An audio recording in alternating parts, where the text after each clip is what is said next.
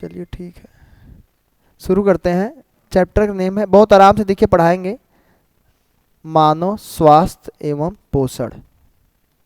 मानव स्वास्थ्य एवं पोषण, इन्वायरमेंटल साइंस का ये पहला टॉपिक है, पहला चैप्टर है मानव स्वास्थ्य एवं पोषण। ह्यूमन हेल्थ एंड न्यूट्रिशन इसको बोलते हैं। क्या बोलते हैं? Human health and nutrition. तो मानव स्वास्थ्य पोषण के अंतर्गत जो जो हमको चैप्टर पढ़ना है पहले वो लिख दे रहे हैं। विटामिन पढ़ना है। क्या पढ़ना है? जैसे विटामिन में पूछा जाता है विटामिन ए की कमी से कौन सा रोग होता है। विटामिन का खोज कौन किया था? फंक किए थे। तो देखिए यही है, गलत कर दिए पहले। तो विटामिन का खोज तो लूनिन किए थे। कौन किए थे? लूनिन। फंक ने क्या किया था? उनका नाम दिया था किसका? विटामिन का। विटामिन के बारे में बताया कौन? विटामिन होते कौन है? तो वो बताए थे तीसरे वैज्ञानिक हॉपकिंस। तो इसमें जब आप कोई रटा रटाए वाला चीज़ पढ़ते हैं ना तो एग्जाम में गलत करके आते हैं। अब ईवीएस एक ऐसा सब्जेक्ट है ना कि आपके मार्कर को सीधा रखता है पहले दूसरे ऑप्शन पे, वो चौथे ऑप्शन तीसरे ऑप्शन तो छोड़ ही देता है। और आप जब नहीं पढ़े रहते तो आपको लगता है बस यही वाला पहला वाला ऑप्शन क्या है? सही है। और वास्तव में क्या रहता है? गलत रहता है। उसी को हम यहाँ पे आए हैं सिद्ध करने के लिए। जितना भी आप लोग का टाइम बचा है उसमें हम आराम से इतना जितना भी चैप्टर लिख रहे हैं वो आराम से पढ़ा देंगे। दूसरा मानव रोग। दूसरा कौन सा? मानव रोग। तो मानव रोग कितने प्रकार के होते हैं पहले पूछेगा। मानव रोग तो दो प्रकार के होते हैं, एक आनुवांशिक होता है, एक जन्मजात होता है। आनुवांशिक मतलब जिसका कोनो इलाज नहीं है, जिसका कोई इलाज नहीं है उसे क्या बोलते हैं? आनुवांशिक रोग। अब वो कैसे आते हैं? एक पीढ़ी से दूसरे पीढ़ी में, दूसरे से तीसरी पीढ़ी में, one generation to another generation में क्या होते हैं? चले जाते हैं। अब एक होता है जो जन्मजात होता है, एक जन्म के बाद होता है। तो जन्मजात मतलब वो जन्मजात मतलब जब बच्चा जन्म लिया तभी आ गया, वो उसी को बोलते हैं क्या? आनुवांशिक रोग। एक होता है जन्म के जो बाद होता है, वो होता है दो प्रकार का, एक होता है संक्रामक, एक होता है असंक्रामक। संक्रामक मतलब होता है जो एक जगह से दूसरे जगह फैलता है। जैसे एक लोग को सर्दी जुकाम हो गया तो दूसरे को भी हो जाएगा, एक लोग को डेंगू हो गया तो दूसरे को भी हो जाएगा। तो ये कौन सा रोग होता है? संक्रामक। अभी देखिए ठंडी का मौसम आ गया है। आप देखिए अगर ठंडी का मौसम आ गया, अगर एक लोग का घर में देखोगे नाक बहना शुरू हो जाता है तो सबका बहना शुरू हो जाता है। तो पूछेगा बताइए, अब एक लोग को खांसी आया सबको शुरू हो गया। तो पूछेगा घर में एक लोगों को डेंगू हो गया सबको हो गया, एक लोगों को चेचक हो गया पता चला दूसरे को भी निकल गया। तो पूछेगा ये क्या होते हैं? संक्रामक रोग होते हैं। असंक्रामक क्या होता है? अभी सब पढ़ाएंगे, पहले समझा दे रहे हैं। असंक्रामक क्या होता है? जैसे अगर पता चला, हमको पता चला कोई बीमारी हो गया, पता चला कोई बीमारी, जैसे हार्मोन्स की कमी से जो बीमारी होती है, जैसे इंसान अगर उसके अंदर हार्मोन्स न निकले तो वो क्या रहता है? छोटा ही रह जाता है। तो क्या घर में सब व्यक्ति छोटा रह जाएगा? अगर मान लीजिए हमको ग्वाइटर डिजीज हो जाए, घेंघा रोग हो जाता है, तो क्या घर में सबको घेंघा रोग हो जाएगा? नहीं। तो वो छुआछूत बीमारी नहीं होती है। तो सबसे पहले आपको ये नहीं पता मानव रोग में आता कौन है? कवक आता है, प्रोटोजोआ आता है, विषाणु आता है, और क्या आता है? जीवाणु आता है। ये सब मानव रोग के अंतर्गत आते हैं। तीसरा इसी में पढ़ेंगे पोषण। पोषण में पढ़ेंगे कार्बोहाइड्रेट, सब इसी के अंतर्गत पढ़ा देंगे। हाइड्रेट, वसा, प्रोटीन, नाम सुने होंगे ये सब का। तो ये सब पढ़ना है, यहाँ से ये क्वेश्चन पूछा जाता है तो इसको लिख लीजिएगा आराम से। एक एक तो सबसे पहले विटामिन शुरू करते हैं।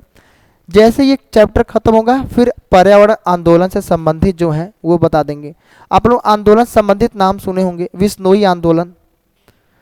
तो पहली बात ये आंदोलन किसके लिए चलाया गया था? तो पहला ऑप्शन दिया था पर्यावरण आंदोलन किसके लिए चलाया गया था। तो बच्चा टिक करके आता है पर्यावरण को बचाने के लिए, हो जाता है गलत। पर्यावरण आंदोलन का मुख्य उद्देश्य था आदिवासियों की रक्षा करना, आदिवासियों के द्वारा चलाया गया था। और आदिवासी समय समय पर अपना नेता चुनते थे क्योंकि वो पढ़े लिखे नहीं थे। कभी कभी पता चला सुंदरलाल बड़ोरा को चुन लिए, कभी चंडी प्रसाद भट्ट को चुन लिए, कभी पूछे कि बताइए आदिवासी के नेता थे, पूछे कि बताइए कल्याण सिंह रावत, उनको ये चुन लिए। तो ये सब नेता आते रहते थे और उस आंदोलन को क्या करते थे? समाप्त करके चले जाते थे। तो इसमें पहला वाला चैप्टर का नेम डाल दीजिएगा आप विटामिन। इसमें बहुत बेसिक से पढ़ाएंगे विटामिन। विटामिन पहला चैप्टर का नेम डाल दीजिएगा। विटामिन पहला चैप्टर का नेम डाल दीजिएगा। लिख लिया इसको। 2 घंटे क्लास है, इसमें आराम से पढ़ाएंगे पूरा डिटेल बेसिक के साथ एकदम। इसमें पहला चैप्टर का नाम विटामिन।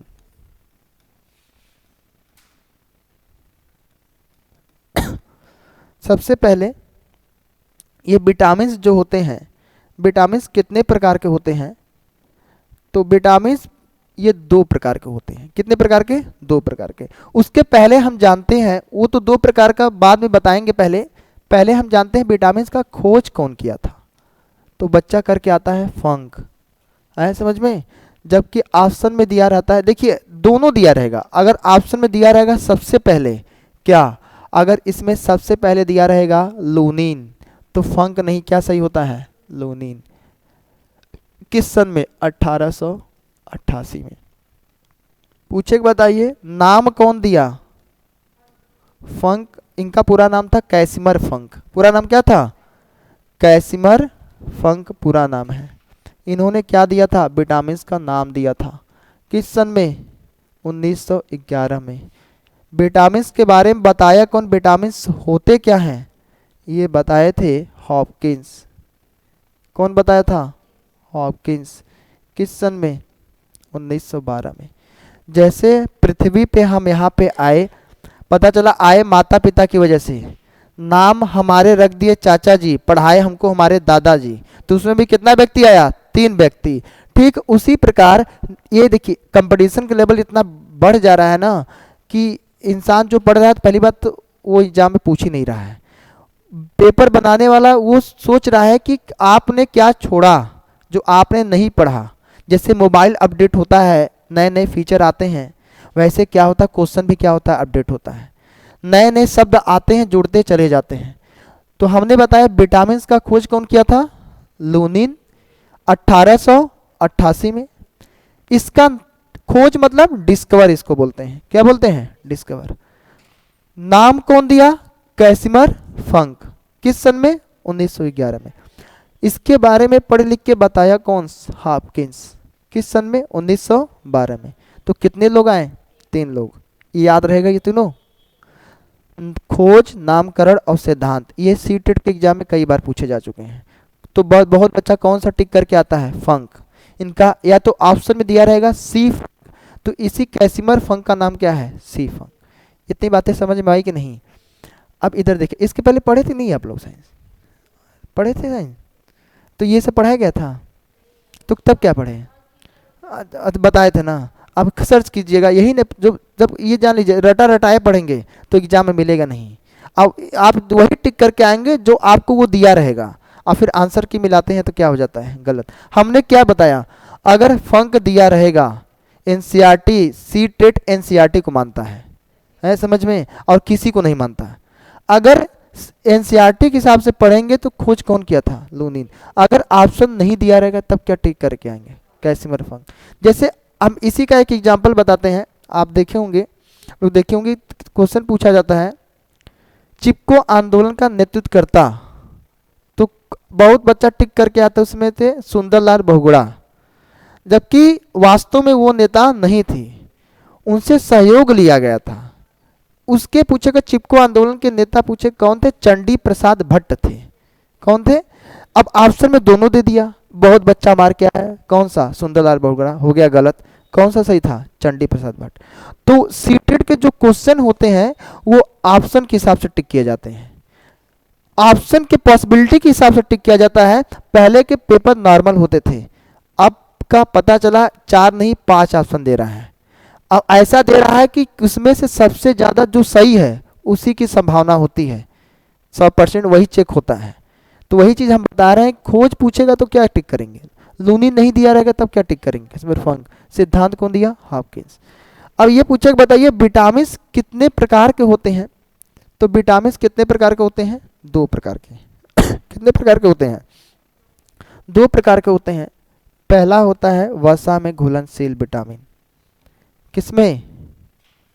वसा में घुलनशील विटामिन। इसको बोलते हैं फैट सॉल्युबल। कौन सा? Fat soluble. और दूसरा जो होता है इसमें, इसको बोलते हैं जल में घुलनशील विटामिन। किसमें? जल में घुलनशील विटामिन।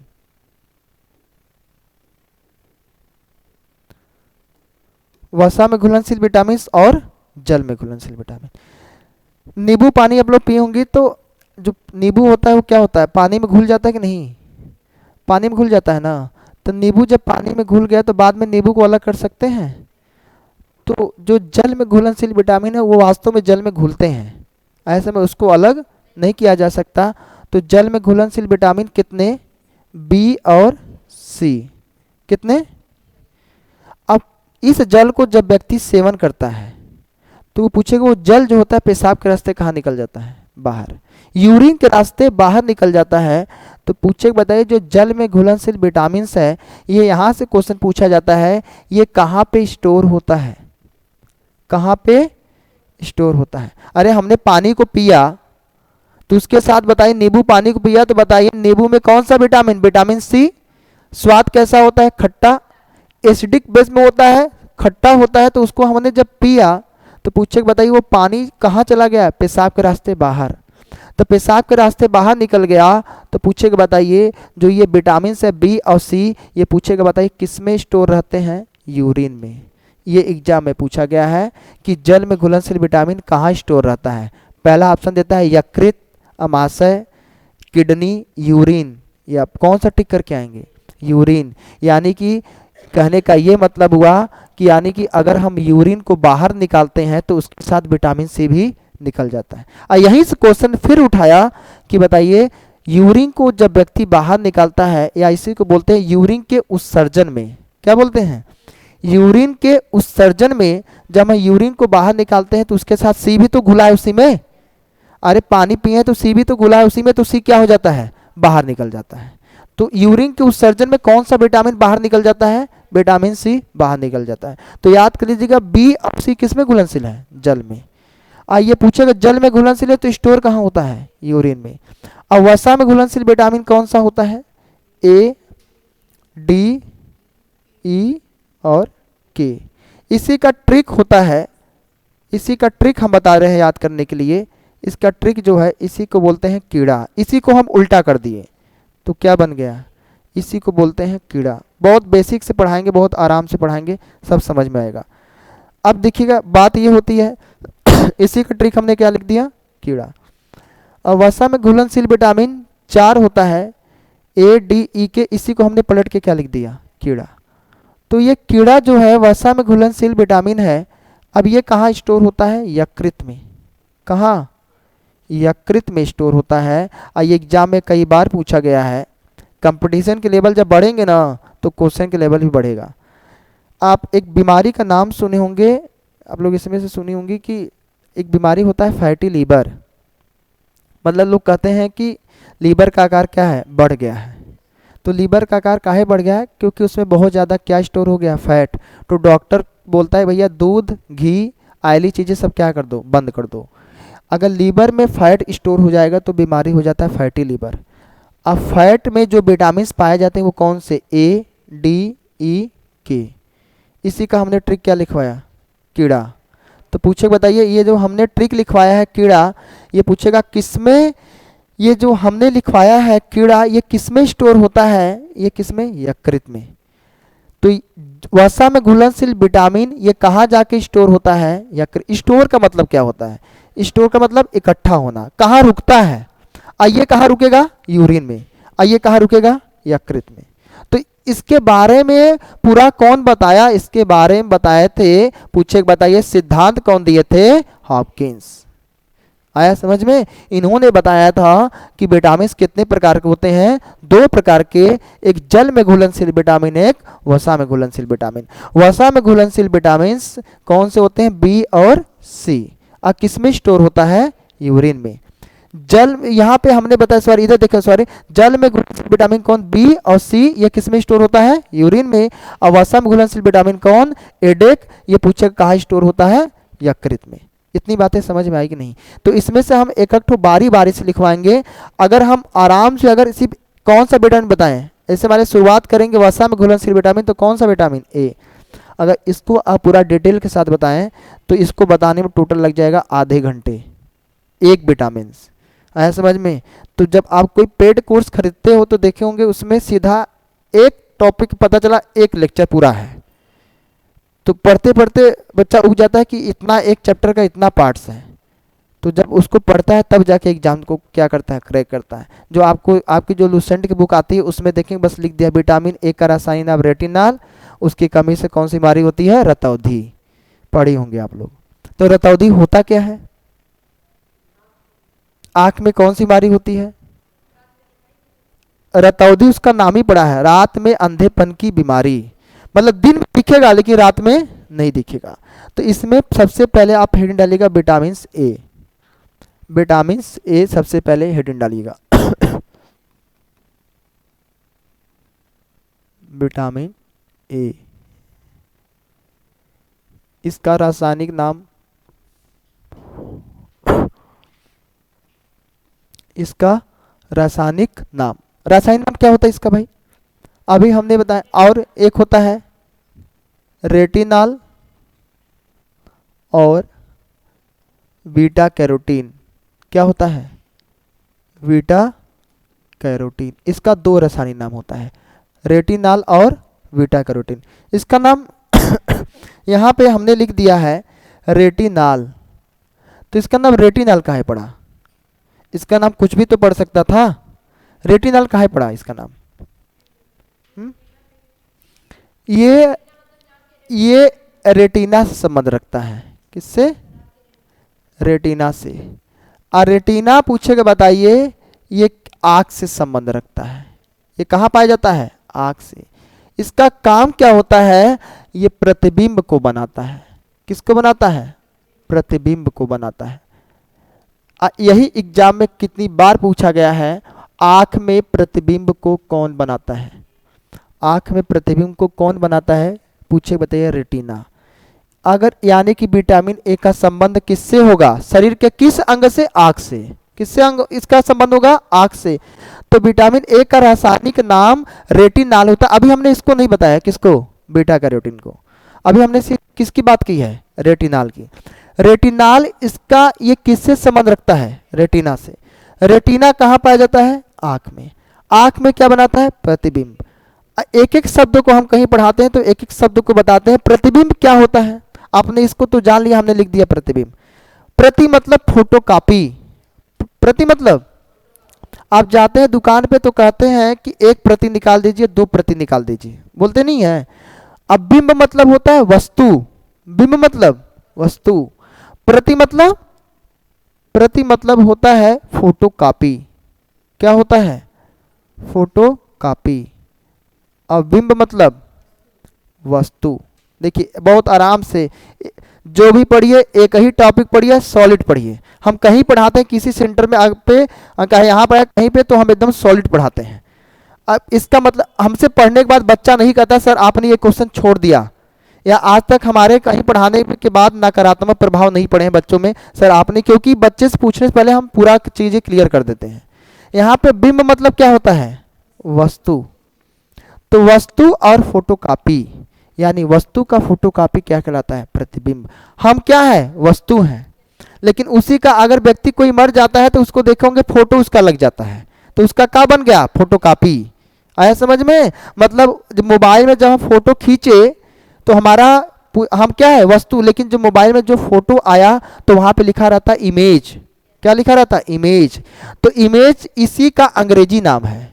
इसी का अंग्रेजी नाम क्या है? इमेज। इमेज मतलब प्रतिबिंब।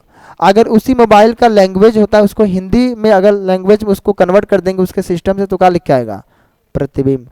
प्रतिबिंब का मतलब होता है वस्तु का फोटोकॉपी। हमारा एक फोटोकॉपी मोबाइल में क्या हुआ? स्टोर हो गया।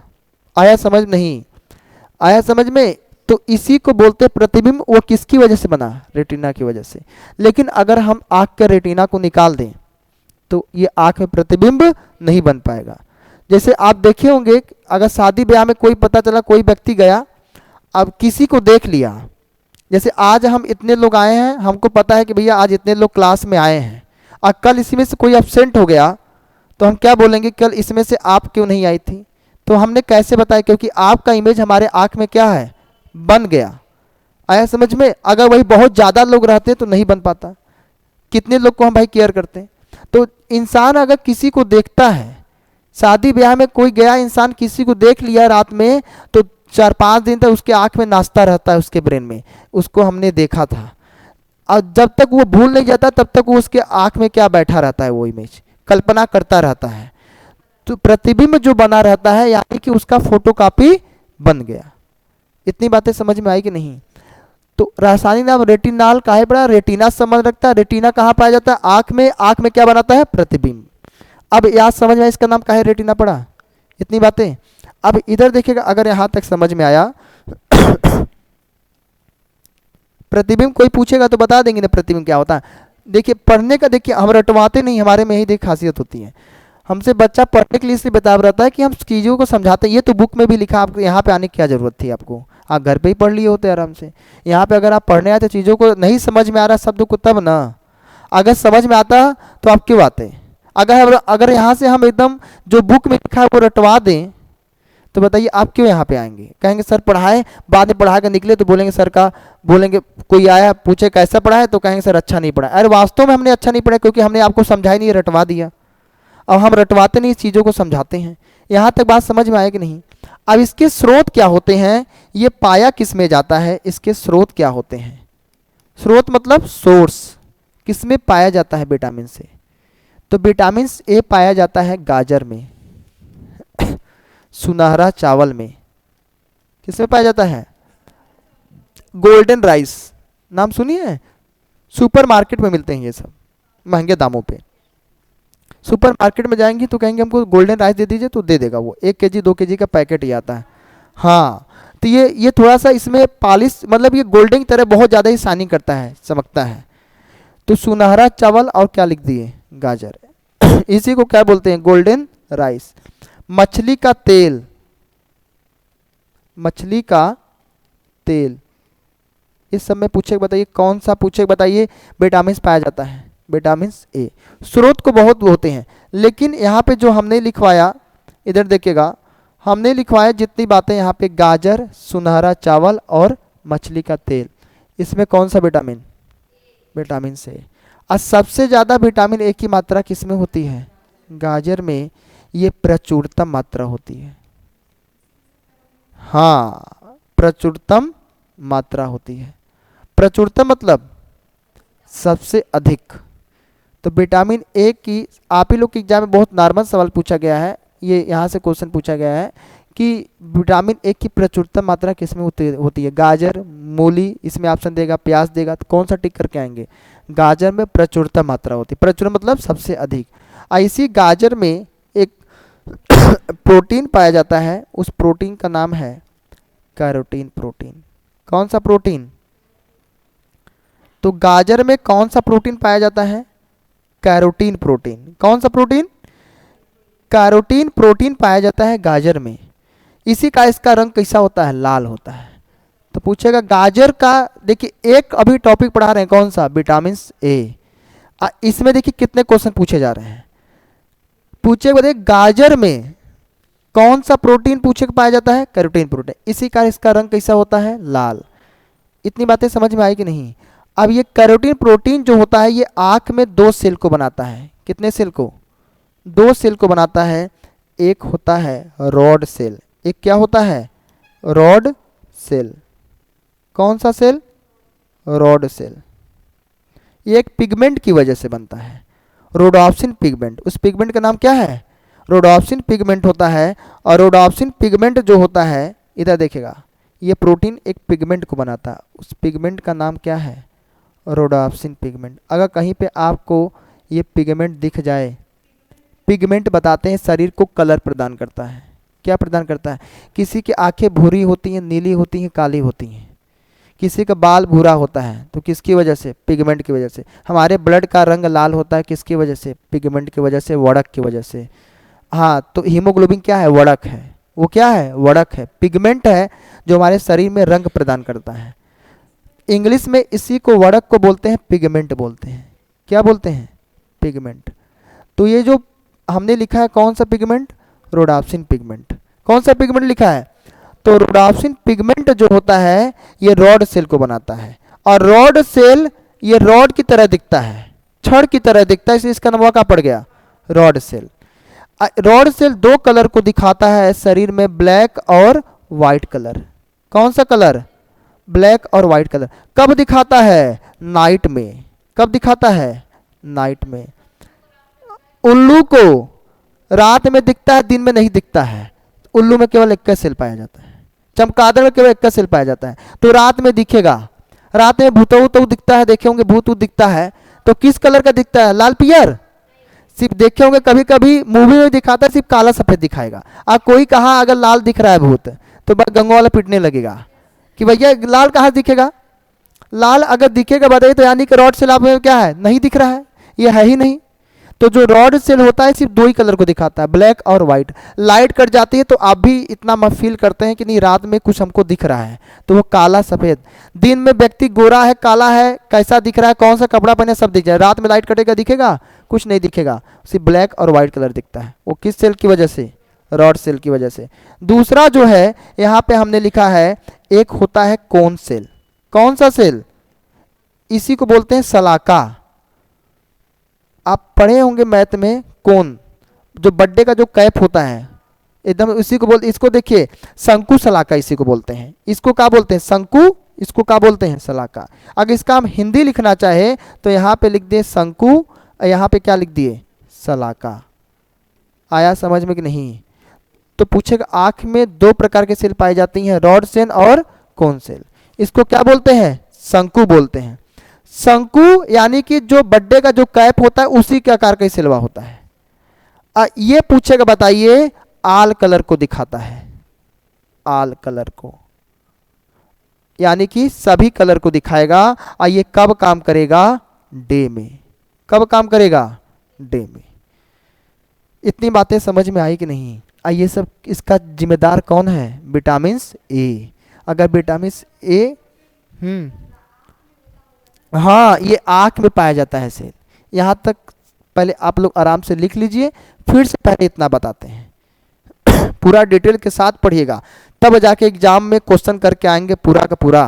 नहीं तो पता चला उसमें से ऑप्शन दे दिया कि आँख का पूछे विटामिन ए, पूछे बताइए आँख के किस भाग में प्रतिबिंब बनता है, ऑप्शन देगा कार्निया, रेटिना, आइरिस।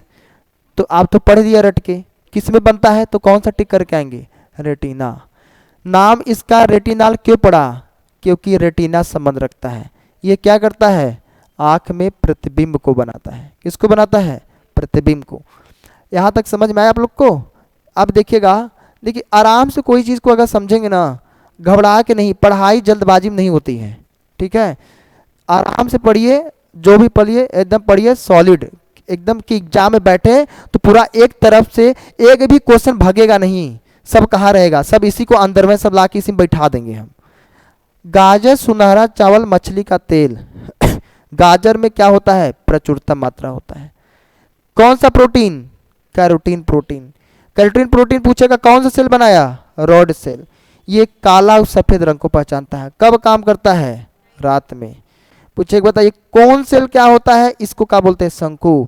सभी कलर को दिखाता है। कब काम करता है? दिन में। इतनी बातें समझ में आई? अब मान लीजिए इसकी कमी हो जाए, अब बीमारी हो जाए विटामिन ए की अब कमी हो जाएगा तो कौन सा पूछेगा बताइए बीमारी इसमें हो जाएगा अगर कमी हो जाए तो? डिफिशियंसी। इसको क्या बोलते हैं? डिफिशियंसी। डिफिशियंसी मतलब कमी। अगर विटामिन ए की कमी हो जाए तो कौन सी बीमारी हो जाएगी इसकी कमी से? पहला बीमारी का नाम है नाइट ब्लाइंडनेस। पहला बीमारी का नाम क्या है? Night blindness. इसी को आप पढ़ते हैं रतौधी। क्या पढ़ते हैं? रतौधी। तो जो रतौधी होता है ये रात में अंधेपन की बीमारी, दिन में दिखेगा, मतलब जैसे हम दिन में पढ़ा रहे हैं, हमको दिन में दिख रहा है कौन किस कलर का कपड़ा पहन के आया, किस पेन से लिख रहा है, लेकिन रात में क्या होगा? नहीं दिखेगा। तो रात में नहीं दिखेगा तो रतौधी का मतलब क्या है? रात में अंधेपन की बीमारी। इसी को क्या बोलते हैं? रतौधी। क्या बोलते हैं? Night blindness. आप लोग की संख्या इतने हैं कि बस और ज़्यादा है? अच्छा, संडे को क्लास हर वीक रहता है कि बस अच्छा चलिए ठीक है। तो उनसे बोलिएगा, अगर पढ़ने में आनंद आएगा भी, अभी जैसे जैसे समय बीतेगा ना वैसे वैसे आनंद आएगा, ठीक है? क्योंकि हम पढ़ाते हैं पूरा एकदम सॉलिड कंटेंट के साथ। और ये भी नहीं है कि अगर हमारा कॉपी किसी को आप दे भी दें, हमारे नोट्स किसी को दे दें, हम कोई इसमें वो क्लेम नहीं करते नहीं हमारा नोट्स दे दीजिए, आप देना जिसको उसको दे दीजिए, कुछ समझ नहीं पाएगा। अब हमने इसमें सिर्फ पॉइंट वाली चीज़ें लिखवाई हैं, इसको हमने समझाया है। देखिए, समझाइए आप ज़्यादा और लिखवाइए सिर्फ पॉइंट वाली चीज़ें। ऐसे में कि जब भी आपका एग्जाम आए कॉपी खोलें, बस इसको एक बार देखें, काम खत्म। आया समझ में? अब पता चला वैसे कहानी तरह लिखें यूपी बोर्ड की तरह। यूपी बोर्ड का एग्जाम देने जा रही हैं आप लोग? नहीं ना। तो यूपी बोर्ड का अगर एग्जाम देने जाती तब ना कहानी तरह लिखवाते, भाई पेज भरना होता है। तो आपके एंट्रेंस में सिर्फ ऑप्शनल बेस आता है, गोला भरना होता है। गोले के लिए हमको सिर्फ पॉइंट वाली चीज़ें हमको याद करनी होती हैं। यहाँ तक किसी कोई दिक्कत है तो बताइए, फिर से बता दें। आप 10 बार पूछेंगे, 10 बार हम बताएंगे, ठीक है? हम यहाँ पे हम आए हैं। इधर देखिए, पिगमेंट, इधर देखिए बताते हैं। रोडॉप्सिन पिगमेंट, अगर इस पिगमेंट को अगर हटा देना तो न दिन में दिखेगा न रात में दिखेगा। पिगमेंट का होना बहुत जरूरी है। ये किस में पाया जाता है? इस प्रोटीन की वजह से पाया जाता है। और किस में पाया जाता है? हमारे आँख के सेल में। वो सेल कौन सा है? शंकु। शंकु मतलब शंकु के आकार का।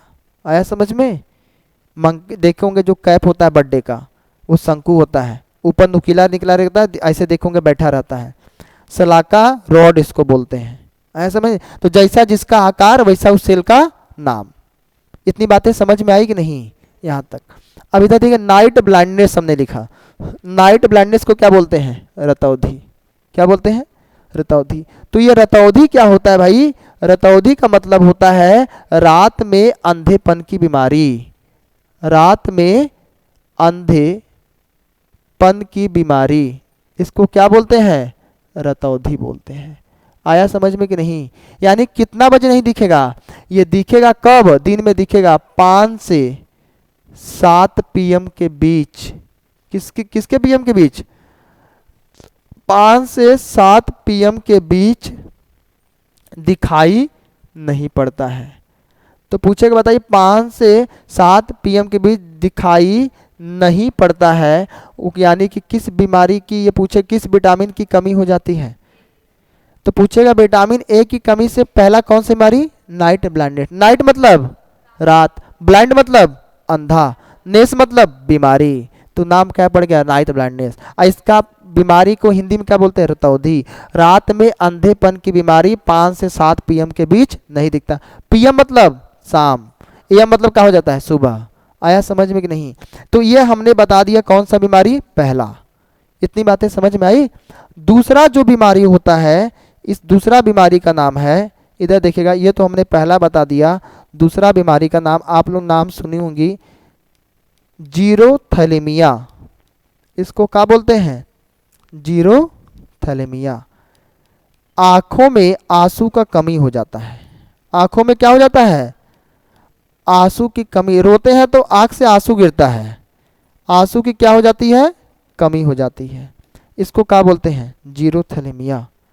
तो पूछेगा अगर विटामिन ए की कमी हो जाए तो आंख से रोएंगे, आंसू नहीं निकलेगा। आया समझ? पता चला किसी से बतिया रहे हैं, अब पता चला उसी में रोना आ गया और रो रहे हैं, आंख से आंसू नहीं निकल रहा है, यानी कि कौन सा विटामिन कमी है? Vitamin A. तो दूसरा बीमारी का हमने नाम क्या लिखा है? जीरोथैलेमिया। आंखों में आंसू की क्या हो जाती है? कमी हो जाती है। अब क्यों होती है? अभी वो पूरा आंख का फिगर बना के बताएंगे। दूसरा बीमारी समझ में आएगी नहीं? तीसरा जो बीमारी है वो विटामिन ए की वजह से होता है। इसमें कार्निया सूख जाता है। क्या सूख जाता है?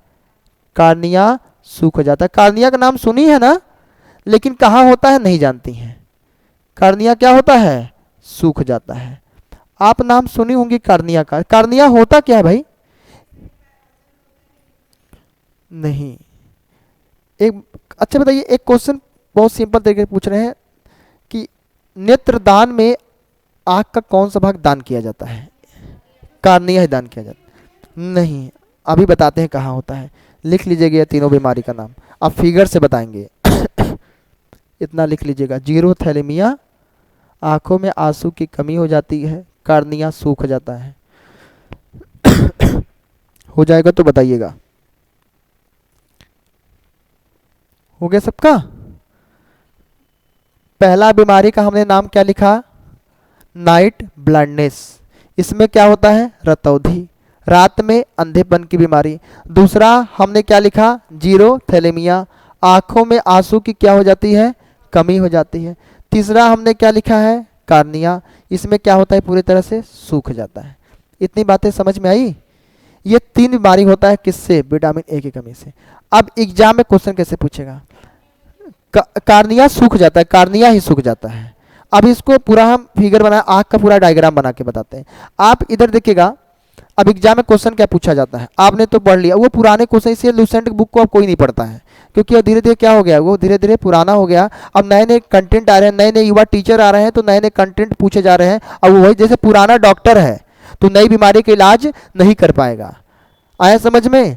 जब से नया डॉक्टर आएगा तो नई बीमारी का इलाज कर देगा, क्योंकि वो अभी हाल ही में पढ़ के आया है।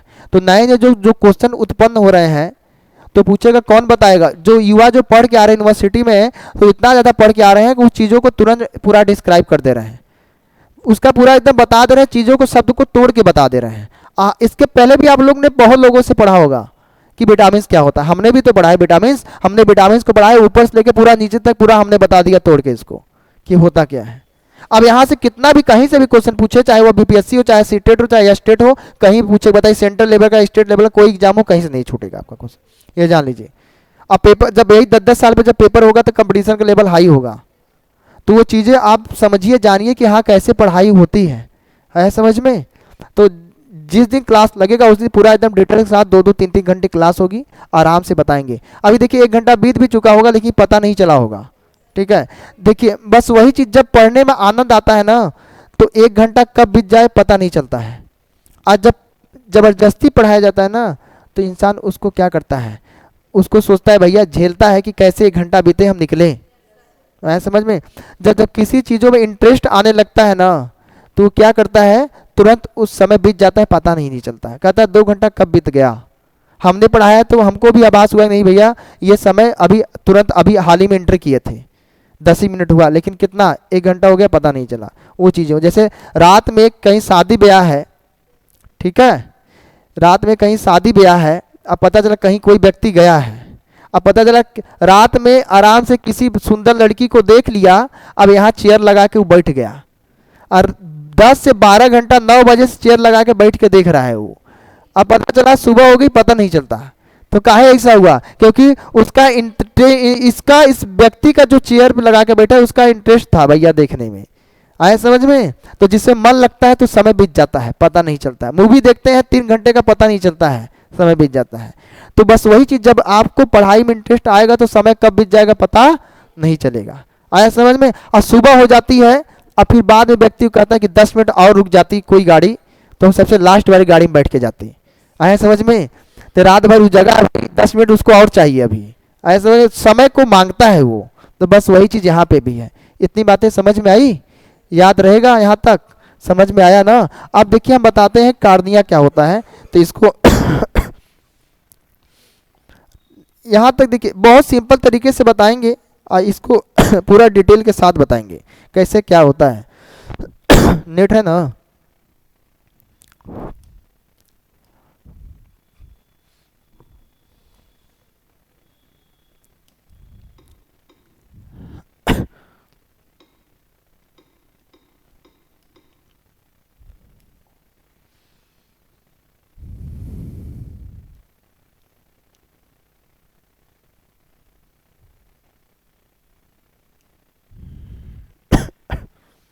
चलिए फिगर से साथ बताते हैं, ये समझ में आएगा, ठीक है?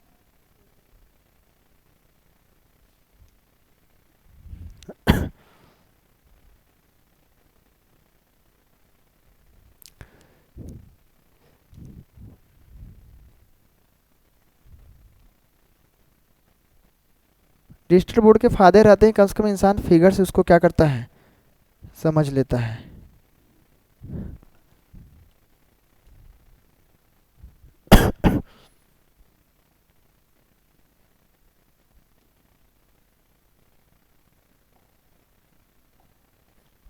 चलिए ठीक है, इसको बताते हैं।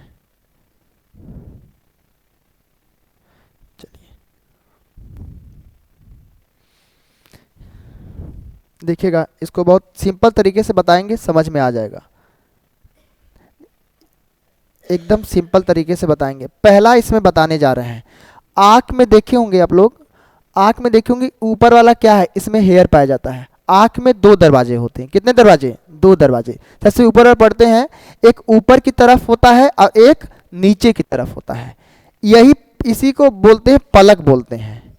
क्या बोलते हैं? लेकिन भगवान ने जितने भी आर्गन जितने भी ओपन हैं उनके लिए कोई ना कोई प्रोटेक्टिव पार्ट बनाया है कि उसको वो क्या करेगा, प्रोटेक्ट करेगा, कवर करेगा। अगर आंख हमेशा के लिए खुला रहे, बंद ना हो, पता चला ये दरवाजा ना हो, एक ऊपर दरवाजा होता है एक नीचे, अगर पता कोई कीड़ा मकोड़ा आता है तो तुरंत आंख बंद कर लेते हैं, छींक आता है तो आंख बंद कर लेती हैं। आंख बताइए, कभी छींक आए आंख खोल के छींकिए, देखिए आंख नहीं, आंख निकल के बाहरवा चलाएगा, ये जान लीजिए। हाँ, निकल के कहाँ चलाएगा, बाहर। तो छींकते समय क्या करते हैं, आंख को क्या कर देते हैं, बंद कर देते हैं। और कभी छींक आए तो एक बार प्रैक्टिकल कीजिएगा, जाके आंख पकड़े रहिएगा, देखिए ऑटोमेटिक आपका हाथ हट जाएगा। इतनी ज़्यादा स्पीड होती है तो आंख निकल के कहाँ चलाएगा, बाहर। तो दरवाजे वास्तव में आप जाके एक बार प्रैक्टिकल कर लीजिएगा घर पे भाई। कभी छींक आती तो आंख बंद के ही छींकते हैं ना, कि खोल के छींकते हैं।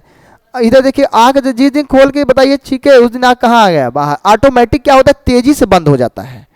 और यहाँ पे हमने बताया आंख का एक ऊपर और पार्ट एक नीचे वाला। तो यहाँ पे देखिएगा लिखा है, ये आइरिस लिखा है, ये आईलिड लिखा है, ये प्यूपिल लिखा है, लिखा है ना। तो इधर देखिएगा जो सफ़ेद वाला पार्ट होता है, जो सफ़ेद वाला पार्ट होता है, ये आँख का सफ़ेद वाला पार्ट, इसको क्या बोलते हैं, स्क्लेरा बोलते हैं, या इसी को बोलते हैं, दूसरा नाम है कंजक्टिवा। क्या बोलते हैं, कंजक्टिवा, या इसी को बोलते हैं श्वेत पटल। क्या बोलते हैं, श्वेत पटल, मतलब सफ़ेद वाला भाग। तो आँख का सफ़ेद वाला भाग क्या कहलाता है, स्क्लेरा कहलाता है, या इसको क्या बोलते हैं, कंजक्टिवा बोलते हैं। आँख में सबसे ज़्यादा कौन सा पार्ट दिख रहा है, सफ़ेद वाला। तो सफ़ेद वाला पार्ट श्वेत पटल यानी सफ़ेद भाग है। आया समझ में कि नहीं, यहाँ तक अगर समझ में आया। दूसरा वाला जो पार्ट होता है, इधर देखिएगा, इसमें देखे होंगे एक बड़ा सा सर्कल टाइप का ऐसा दिख रहा है, ये बड़ा सर्कल टाइप का दिख रहा है ना। ये जो बड़ा सा सर्कल टाइप का दिख रहा है, इसी को क्या बोलते हैं, आइरिस।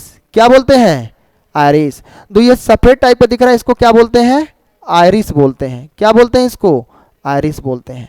ये आइरिस जो होता है आँख में, जो ये देख रहे हैं, जो ये हमने सर्कल किया है ना, ये देख रहे हैं हल्का सा इसका कलर दूसरा है, ये सबके आँख में होता है। जो आँख का जो बड़ा सा गोला वाला पार्ट है उसको क्या बोलते हैं, आइरिस।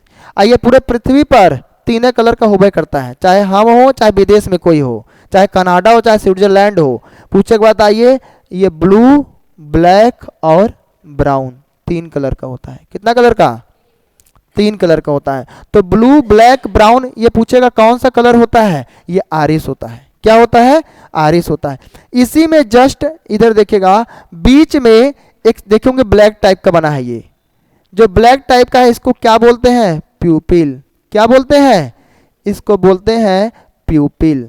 क्या बोलते हैं भाई, इसको बोलते हैं प्यूपिल। इधर देखिएगा ध्यान से। तो जो ये प्यूपिल हमने यहाँ पे लिखा है प्यूपिल, ये प्यूपिल पूछे बताइए वनली केवल एक कलर का होता है। केवल किस कलर का, ब्लैक कलर का। केवल किस कलर का, ब्लैक कलर का। तो आँख में सफ़ेद वाला पार्ट कंजक्टिवा इसको बोलते हैं, स्क्लेरा बोलते हैं इसको। बीच वाला पार्ट जो सर्कल सा बड़ा सा दिख रहा है उसको क्या बोलते हैं, आइरिस। ये पूरे पृथ्वी पर तीन कलर का, ब्लू, ब्लैक और ब्राउन। यहाँ तक समझ में आया कि नहीं। ये बिचवा वाला जो पटवाही वाला, और उसी के अंदरवा देखेंगे काला कलर का रहता है। ध्यान से जाके शीशा में देख लीजिएगा, जो बीच में जो काला कलर का ही होता है, इसलिए हमने देखिए फिगर से इसको तुरंत निकाला बता दिया। तो इसको क्या लिखा है, प्यूपिल। आप देखे होंगे ये प्यूपिल है, और इसके ऊपर ये आईलिड है। आया समझ में। यहीं पे छोटा सा छेद रहता है सुई के समान, यहीं से निकलता रहता है, पनिया निकलता रहता है, और वही छेदवा का हो जाता है, विटामिन ए की कमी से बंद हो जाता है, और आंखों से आंसू का श्रावण बंद हो जाता है। आया समझ में। अब बंद करने का जिम्मेदार कौन था, विटामिन ए। इतनी बातें समझ में आई कि नहीं। तो हमने बताया था। तो पूछेगा इसी छेद का नाम है जो ये होता है, ई मोटर है। इस मोटर का नाम है लैक्रिमल, लैक्रिमल ग्रंथि। ई निकालता है आंसू को। किसको निकलता है? आंसू को बाहर निकालता है। किसको बाहर निकालता है? आंसू को बाहर निकालता है। इतनी बातें समझ में आई कि नहीं? ये ग्रंथि काम करना बंद कर देगा तो आंखों से आंसू का श्रावण बंद हो जाएगा। और जो बीमारी होती है हमने लिखवाया था जीरो थैलेमिया, देखिए लिखवाया है कि नहीं? जीरो थैलेमिया आया समझ में? तो ये जीरो थैलेमिया बीमारी होती है, यानी आंखों से आंसू का श्रावण बंद हो जाएगा। अब इसी के नाम से देखे होंगे आता है श्रृंगार का सामान, लेक्मी करके आता है। लेक्मी देखे होंगे बहुत ब्रांड कंपनी है, देखो जितना भी आता है सब पोतने उतने वाला सब अखिया में पूछेगा, वो इसी देखो इसी के नाम से बना है लेक्मी। तो इसको क्या बोलते हैं? लेक्रमल ग्रंथि से ही बना का है लेक्मी। आंसू को क्या करता है? बाहर निकलता है। ये ग्रंथि है, सुई के समान देखेंगे छेद होता है। ये हमने आँख का स्ट्रक्चर बताया। आप पढ़े हैं यहाँ पे विटामिन की कमी से आंखों में प्रभाव पड़ता है, तो आंखों में कहाँ पड़ेगा, इसलिए हमने इस फिगर को निकाला। सब सफेद वाला पार्ट श्वेत पटल, जो बहुत बड़ा सा गोला टाइप का पार्ट है उसको क्या बोलते हैं? आइरिस। ट्रिपल बी लिखे मतलब का ब्लू ब्लैक ब्राउन। पूछेगा एक गनौ निकला था, ये नीली नीली आंखें, नाम सुनी होंगी। तो मतलब अकिया जो ऐश्वर्या राय का जो आंख है वो किस कलर का है? नीले कलर का, इसलिए देखे होंगे उनको खूबसूरती का खिताब मिला था। तो पूछेगा वो कौन सा पार्ट था? पूरा अखिया नीला था? नहीं, वो कौन सा पार्ट था? आइरिस। ये 3 कलर का होता है, इसलिए ट्रिपल बी लिख दिए हैं, ब्लू ब्लैक और ब्राउन। इतनी बातें समझ में आई कि नहीं? अब बहुत लोग का भूरा होता है, दूरिया से दिख जाता है कि इनका क्या है? भूरा है। और इसके बाद देखिए बीच वाला हमने क्या लिखा है? प्यूपिल। प्यूपिल जो होता है पूछेगा केवल किसने कलर का? एक ही कलर का, चाहे हम यहाँ हो चाहे कोई व्यक्ति विदेश में हो, एक ही कलर का। किस कलर का? ब्लैक कलर का। इतनी बातें समझ में आई? अब तीनों के इसी तीनों के ऊपर जैसे मोबाइल का टेम्पर ग्लास है, ये क्या है? ये टेम्पर ग्लास है ना, तो मोबाइल का कीमत नहीं है, मोबाइल समझिए आँख है, इसका मोबाइल का कीमत नहीं है, इसके ऊपर यह जो है टेम्पर ग्लासवा लगा है उसका कीमत है। जिस दिन टेम्पर ग्लास टूटा उस दिन तुरंत चेंज करवा देते हैं, क्योंकि टेम्पर ग्लास मान लीजिए नहीं लगवाए तो मोबाइल क्या होगा? डैमेज हो जाएगा। तो मोबाइल का ऊपर वाला फ्लिप कवर जो टेम्पर ग्लास है ये मोबाइल की वैल्यू को क्या करता है? बनाए रखता है। आज जिस दिन टेम्पर ग्लास निकाले, टेम्पर मतलब इसका खोल, उस दिन मोबाइल गिरा तो गया। तो वैसे आँख का है, आँख का टेम्पर ग्लास है कौन? कार्निया। कौन? कार्निया आँख का टेम्पर ग्लास है। एकदम बहरवा पाया जाता है आँख के। हाई देखिए लिखा है यहाँ कार्निया, क्या लिखा है? हाई एकदम बहरवा है ना, अखिया सब अंदर है ना। हाई कहाँ है? हाई देखिए बहरवा है, इसी में देखिए एरो बनाया है। तो कार्निया जो होता है पूछे बताइए, ये आँख के एकदम बहरों में पाया जाता है। ये झिल्ली है, टेम्पर ग्लास है। हाँ एकदम ऊपर से जो डॉक्टर ऑपरेशन करता है कहता है नेत्रदान किया जाएगा, तो नेत्रदान में इसका मतलब अखियाँ यहाँ से निकाल देगा बहरवा, अखियाँ यहाँ से बहरवा निकाल देगा तो मर जाएगा। तो आँख बाहर नहीं निकालता है, वो कहाँ निकालता है? पतला सा झिल्ली होता है। जैसे मोबाइल अगर आपका गिर गया तो क्या मोबाइल पूरा अंदरवा का पटवा निकाल देगा? ऊपर का टेम्पर ग्लास में निकालेगा ना। तो ऊपर का जैसे टेम्पर ग्लास निकाला वैसे आँख का ऊपर का निकाल दिया, वो पूछे के बताइए झिल्लियाँ निकाल दिया। उसी झिल्ली का नाम क्या है? कार्निया। आज झिल्ली निकालने के बाद और दूसरा झिल्ली क्या कर देगा? फिट कर देगा, फिर से दिखना शुरू। तो विटामिन ए की कमी से वही जो झिल्ली होती है कार्निया की, यही जो बाहर हमने लिखा है ये कार्निया, यही कार्निया का होता है, सूख जाता है। तो जब सूख जाएगा तो डॉक्टर दूसरा कार्निया क्या कर देगा? लगा देगा। हाँ अखिया पूरा निकालेगा तो मर जाएगा ना। अब वो भी बताएंगे मोतियाबिंद। देखिए यही सब है ना, अभी हमने एक बताया तो आपके अंदर दूसरा जानने की इच्छा हुई, ठीक है। तो जब टीचर पढ़ाएगा ना, जब बेसिक से है तो आपके अंदर नए नए सवाल भी उठेंगे। अब पता चला हम रटा दिए तो अगला हम अधिया दिए होते, अगला पहुंच गए होते कहाँ? विटामिन के तक। तो ये सब मोतिया बिंदु वाला प्रश्न आइबे नहीं करता। तो जब पढ़िए तो डिटेल साथ पढ़िए। यहाँ तक समझ में आया कि नहीं? आंख में धूल कण न जाए इसीलिए देखोगे इसमें यहाँ पे लिखा है आईलिड। क्या लिखा है? आईलिड, जिसपे ये बाल लगा होता है आंख का ऊपर वाला पार्ट, इसको क्या बोलते हैं? आईलिड। तो ये क्या करता है? आईलिड आईलिड ये डस्ट पार्टिकल धूल कण को रोक देता है। अगर मान लीजिए धूल कण कड़ा, ये पता चला है कीड़े मकोड़े को रोक देता है, धूल कण को रोक देता है। और धूल कण मान लीजिए चला भी जाए अंदर, तो चला जाएगा तो अंदरवा जैसे देखो घर में झाड़ू लगाता है लोग, क्या लगाता है? झाड़ू। झाड़ू लगा दिया तो मतलब कहाँ? धूल कण को सब कहाँ निकाल दिया? बाहर लेकिन उसके बाद भी धूल कण रह जाता है थोड़ा बहुत। तो झाड़ू लगाने वाले लोग पोछा लगाता है घर में, तो पोछा लगाता है यानी कोने का जो पूछे का डस्ट है वो क्या हो जाता है, खत्म हो जाता है। तो कोने का डस्ट भी क्या हो गया, खत्म हो गया। कोने का डस्ट भी क्या हो गया, बाहर हो गया। तो किसके वजह से, पोछा की वजह से। तो हाई काम किया किसका, जो हाई देख रहे हैं, हाई जो यहाँ से निकला है, बाल निकला है ना इसे, ये पूछेगा किसका काम किया, ये झाड़ू का काम किया। यानी कि कीड़ा मकोड़ा धूल कण को क्या कर रहा है, रोक रहा है। और अंदर चला भी गया तो अंदर का ही पोछा काम करेगा। कौन, लक्रमण ग्रंथि। ये कहेगा चलो कीड़ा मकोड़ा अब अंदर आ गया है, अब ये आएगा तो इसी में पानिया में क्या करेगा, तैरेगा, और तैर के क्या हो जाएगा, मर जाएगा। अब मर जाएगा कीड़ा, अगर मान लीजिए धूल कर भी चला गया तो अंदरवा जाके इसी में तैरेगा। इसी में जब तैरेगा वो, तो इस सुबैया तक क्या करेगा, पोछा लगा के कुनवा ला के रख देगा। आप इसको क्या करते हैं, हथवा से अंगुरिया से कहाँ निकाल देते हैं, बाहर। आया समझ में कि नहीं, इतनी बात यहाँ तक समझ में आया। लेकिन इसी में देखे होंगे, यहाँ तक तो ठीक था, लेकिन इसी में देखे होंगे आप ही लोग देखे होंगे, रहता है जब अभी शादी ब्याह का भी मौसम चल रहा है, तो देखे होंगे है इसी का एक आता है फोटो कॉपी, बाहर से आर्टिफिशियल मिलता है। जब देखे होंगे जब स्टेज पे जब जाती हैं सब महिलाएं, तो देखे होंगे इसी का आता है फोटो कॉपी, अंदरवाइज से चिपका लेती हैं सब। आया समझ में, तो चिपका लेते। बताइए अखियां में कहाँ छेड़छाड़ करने की जरूरत थी, बदल जाएगा 10 मिनट में, बताइए सब जान जाएगा। अरे जैसा शरीर है वैसे न रहेगा, तो बताइए इतना जरूरत का, यहाँ तक तो ठीक था। हाई इसका एक आता है ऊपरिया वाला, हाई जो बलवा वाला है, ई आएगा इसी में फंसाएगी तो बरवा यहाँ तक निकल आएगा, बहरवा तक। बताइए, और उसके बाद वहाँ ठीक था, तो भाई आधा इसी बरवा को आधा पीला, आधा नीला, आधा देखे होंगे काला, 3 कलर से रंगे रहता है सब। बताइए जो वास्तविकता बता रहे, बताइए इसका करने का, बताइए भगवान ने बनाया था किसके लिए, आपने बना दिया किसके लिए, बताइए। तो इतना करने का जरूरत है, यही बताइए। इसके दर्जवा को पेंट कर देता है सब, यहाँ नीला काला पाला पे देखेंगे सब ऐसे पेंट कर देता है। तो ये सब का है, आंखें का भाई सब पार्ट है ना, आया समझ में। तो ये चीजें होती हैं, यहाँ तक समझ में आया कि नहीं। इसको अगर इसको कैप्चर करना है तो कर लीजिएगा, याद रहेगा इसको। देखिए एकदम सिंपल तरीके से देखिए बताए हैं। ये अभी एक खत्म हुआ है, कौन सा, विटामिन ए। कौन सा विटामिन खत्म हुआ है, विटामिन ए, ये खत्म हुआ है।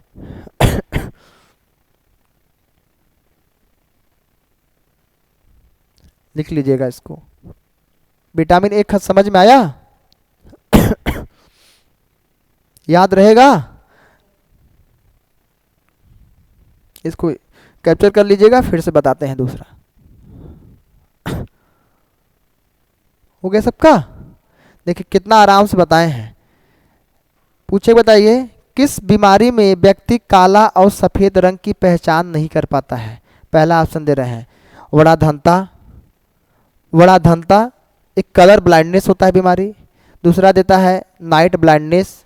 तीसरा देता है अनुवांशिक। चौथा इनमें सभी, कौन सा टिक करके आएंगे, नाइट ब्लाइंडनेस।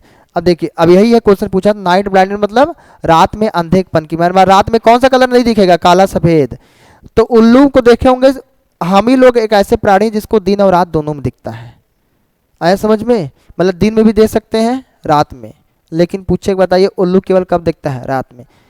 तो अब हम लोग में तो इतना पाया जाता है, लेकिन यहाँ पे देखिएगा, यहाँ तक अगर समझ में आया तो हम लोग में तो यहाँ तक पा ही जाता है।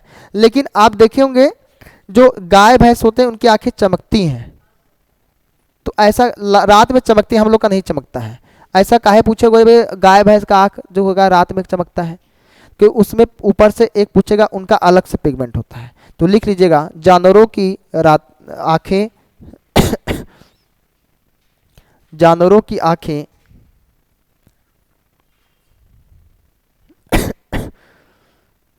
जानवरों की आंखें रात में चमकती हुई दिखाई पड़ती हैं।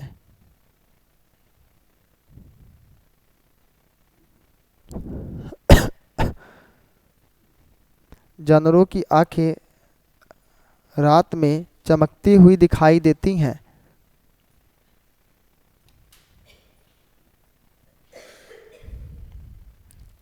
इसका कारण उनकी आँख में पाए जाने वाला इसका कारण उनकी आँख में पाए जाने वाला टूपिडम, यहाँ पे लिख दे रहे हैं टूपिडम तथा लूसिडम है। क्या है? टुपिडम तथा लूसिडम है। याद रहेगा? अरे हटा दिया ना, तब इसको क्या करेंगे लिख के? टुपिडम, अच्छा उसको फिर से लिख दे रहे हैं, एक मिनट लिखिएगा। आ गया, टुपिडम तथा लूसिडम, इसको लिख लीजिएगा।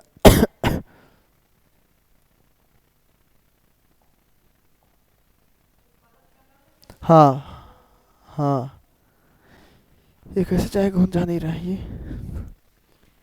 अब दूसरा विटामिन का लिखेगा, दूसरा विटामिन का नाम लिखेगा vitamin D. Vitamin D, vitamin D, दूसरा विटामिन का नाम लिखेगा विटामिन डी। पहला हमने कौन सा विटामिन लिखवाया है? Vitamin A. और दूसरा विटामिन का नाम लिखेगा विटामिन डी। विटामिन डी, दूसरा विटामिन का नाम लिखेगा विटामिन डी।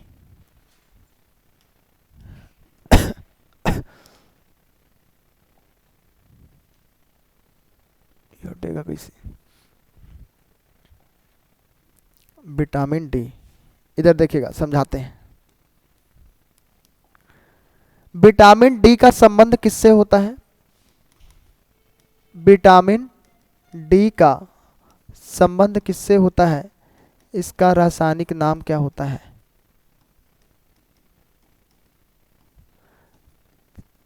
रिकेट्स तो होता ही है, इसका रासायनिक नाम होता है कैल्सीफेरॉल।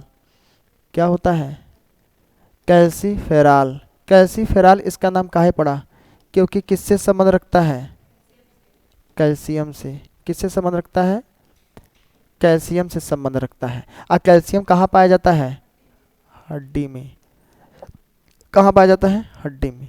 इसके स्रोत क्या होते हैं? दूध, अंडा, मीट, अनाज। दूध, अंडा, मीट, अनाज, इसमें पूछे बताइए कौन से विटामिन पाए जाते हैं? दूध, अंडा, मीट, अनाज में vitamin D. Vitamin D naught में करके लिखवा दे रहे हैं। विटामिन डी सूर्य के प्रकाश में पाया जाता है। किसमें? सूर्य के प्रकाश में कौन सा विटामिन पाया जाता है? विटामिन डी पाया जाता है। तो सूर्य के प्रकाश में कौन सा विटामिन पाया जाता है? विटामिन डी पाया जाता है। विटामिन डी का रासायनिक नाम क्या होता है? कैल्सीफेरॉल। इसका रासायनिक नाम क्या होता है? कैल्सीफेरॉल। किससे संबंध रखता है? कैल्शियम से। कैल्शियम कहाँ पाया जाता है? हड्डी में। यानी कि अगर विटामिन डी से कोनो कमी हुआ तो किस पे प्रभाव पड़ेगा? हड्डी पे। स्रोत क्या लिखे हैं? दूध, अंडा, मीट, अनाज, इसके ये स्रोत होते हैं। आइए पूछेगा किसमें पाया जाता है विटामिन डी? ठंडी में देखोगे सब लोग, बहुत लोग देखोगे धूप की रोशनी लेता है। बच्चे की मालिश की जाती है धूप की रोशनी में। तो काहे धूप की रोशनी में बच्चे की मालिश की जाती है? इसलिए की जाती है कि थोड़ा बच्चे का हड्डी क्या मजबूत हो जाए। तो सूर्य की रोशनी में कौन सा विटामिन? विटामिन डी होता है। आया समझ नहीं? इसी कारण विटामिन डी का अन्य नाम है सनशाइन विटामिन कहते हैं। कौन सा विटामिन? तो पूछे बताइए धूप का विटामिन, इसी को हिंदी में बोला जाता है धूप का विटामिन। कौन सा विटामिन? तो पूछे बताइए धूप का विटामिन किसे कहा जाता है? धूप का विटामिन किसे कहा जाता है? विटामिन डी को। अब इधर देखिएगा, अगर मान लीजिए विटामिन डी को धूप का विटामिन कहा जाता है। अब यहां तक समझ, दूध, अंडा, मीट, अनाज में कौन सा विटामिन? Vitamin D. इसका रासायनिक नाम क्या होता है? कैल्शियम। किससे संबंध रखता है? इधर देखिए, हाँ तो धूप यहाँ पे आप लिख सकते हैं धूप। अगर यहाँ पे हमने देखिए, यही देखिए, जहां दिक्कत हो तुरंत पूछिए। यहाँ पे हमने लिख दिया धूप, वो भी सही है। आया समझ में नहीं? तो सूर्य के प्रकाश में कौन सा विटामिन? विटामिन डी होता है। कौन सा विटामिन? अब जो आज एब्सेंट किया सबको तो सूचना गया होगा भाई ग्रुप में कि साइंस की क्लास होगी, लेकिन अब लोगों ने ये सोचा कि वही लगता है जैसे पहले लोग पढ़ाए होंगे वैसे पढ़ाएंगे। बहुत लोग के मन में ये आया होगा, चलिए ठीक है, हाँ लेकिन 1 घंटा में जाने वाले थे। हाँ तो वही ना, देखिए आप लोग देखिए जो चीज़ें इतना दिन से अगर हम पढ़ा रहे हैं तो आप लोग के मन में क्या चल रहा है वो तो हम जान ही जाते हैं। तो बहुत लोग इससे नहीं आया होगा, पता नहीं साइंस वही रटा रटाया, कौन कोई दूसरा टीचर आएगा। लेकिन अब यही बच्चा जितने लोग बैठा है पढ़ के जब दिखाएगा कॉपी कहे देखो ये हमने पढ़ा अच्छे से, तो वो जब दूसरा वो भी बच्चा क्लास में बैठेगा तो कहेगा हाँ वास्तव में हमने साइंस को पढ़ा। क्या है ये? साइंस रटने वाली चीज़ नहीं होती है, समझने वाली होती है। आया समझ में? ये कहाँ से आया, कैसे आया, वो हमने बताया। तो धूप में, अनाज में, मीट में, अंडे में, दूध में कौन सा विटामिन? Vitamin D. अब विटामिन डी यहाँ पे लिखवा दी, अगर इसकी कमी हो जाए तो कौन सी बीमारी हो जाएगी? इसकी कमी हो जाए तो रिकेट्स होता है। किसमें क्या होता है? रिकेट्स। इधर देखिएगा, इसी को बोलते हैं सूखा रोग। क्या बोलते हैं? इसमें होता क्या है? ये किसको होता है? ये पूछेगा बच्चों में होता है, चाइल्ड में, हम लोग में तो होबे नहीं करता है। तो पूछेगा बताइए रिकेट्स क्या होता है? इसी को बोलते हैं सूखा रोग। ये किस में होता है? पूछेगा। बच्चों में बीमारी होती है, हम लोग में बीमारी नहीं होता है, बच्चों में होता है। इसमें हाथ पैर पतले हो जाते हैं। क्या हो जाते हैं? पतले हो जाते हैं। और इसमें पेट फूल जाता है। पेट फूल जाता है। हाथ पैर पतले हो जाते हैं और पेट फूल जाता है, यानी कि इसी को बोलते हैं कुपोषण। इसको क्या बोलते हैं? क्योंकि बच्चा जन्म लिया है तो उसको दौड़ाना नहीं है, उसको हमको एनर्जी नहीं देना है, उसको हमको क्या करना है? उसके बॉडी को ग्रोथ करना है, उसके बॉडी की लंबाई को, उसके हड्डी को बढ़ाना है। कि उसको सीधा दाल चावल सब्जी रोटी खिलाना शुरू कर देंगे, सीधा उसको दूध का सेवन कराया जाता है ना। क्यों? क्योंकि वो उसका शरीर का विकास हो सके। लेकिन जब उसको दूध का सेवन नहीं कराया जाएगा तो उसके शरीर की जो हड्डियां होती हैं वो दुबली पतली हो जाती हैं और पेट क्या हो जाता है? फूल जाता है। ब्रिज के किनारे बैठे बच्चों को आप लोग देखी होंगी, सड़क पे चलते हैं तो जो ब्रिज के किनारे देखे होंगे सब गरीब बच्चे रहते हैं, तो देखे रहते हैं उनका लाद एकदम पेट फेंके रहता है सब बाहर तक, हाथ पैर का रहता है पतला। तो पूछेगा बताइए, यानी कि उनको पूछेगा प्रोटीन का सेवन नहीं कराया गया। हाँ, तो उसी को बोलते हैं कुपोषण। तो कुपोषण किसको होता है? एडल्ट में नहीं, बच्चों में होता है। किसमें होता है? बच्चों में होता है। तो रिकेट्स को क्या बोलते हैं? सूखा रोग। ये बच्चों में होता है, हाथ पैर पतले हो जाते हैं और पेट क्या हो जाता है? फूल जाता है। सीडी पे क्लास चलती है ना आप लोग की? चलिए ठीक है। हाथ पैर पतले हो जाते हैं और पेट फूल जाता है, ये पहला बीमारी हमने लिखवाया। अब हम लोग में दूसरा जो बीमारी लिखने वो क्या होता है? जो दूसरी बीमारी होती है इसमें देखिएगा, इसमें क्या होता है? ये ऑस्टियोमैलेशिया इसको बोलते हैं। क्या बोलते हैं? ऑस्टियोमैलेशिया। ऑस्टियोमैलेशिया क्या होता है भाई? ऑस्टियोमैलेशिया ये एडल्ट में होता है। क्या? एक मिनट देखिएगा, ये ऑस्टियोमैलेशिया जो होता है, इधर देखिएगा, ये ऑस्टियोमैलेशिया क्या होता है? इसमें कैल्शियम आयन और फास्फेट आयन की क्या हो जाती है? कमी हो जाती है। कैल्शियम आयन और फास्फेट आयन की क्या हो जाती है? कमी हो। हड्डियों के अध्ययन को क्या बोलते हैं? ऑस्टियोलॉजी। देखे होंगे, अगर हड्डी संबंधित कोई भी समस्या है तो जिस विभाग में जाएंगे दिखाने तो पर्चा कटता है। तो अगर हड्डी संबंधित कोई भी समस्या है तो ऑस्टियोलॉजी विभाग में जाएंगे।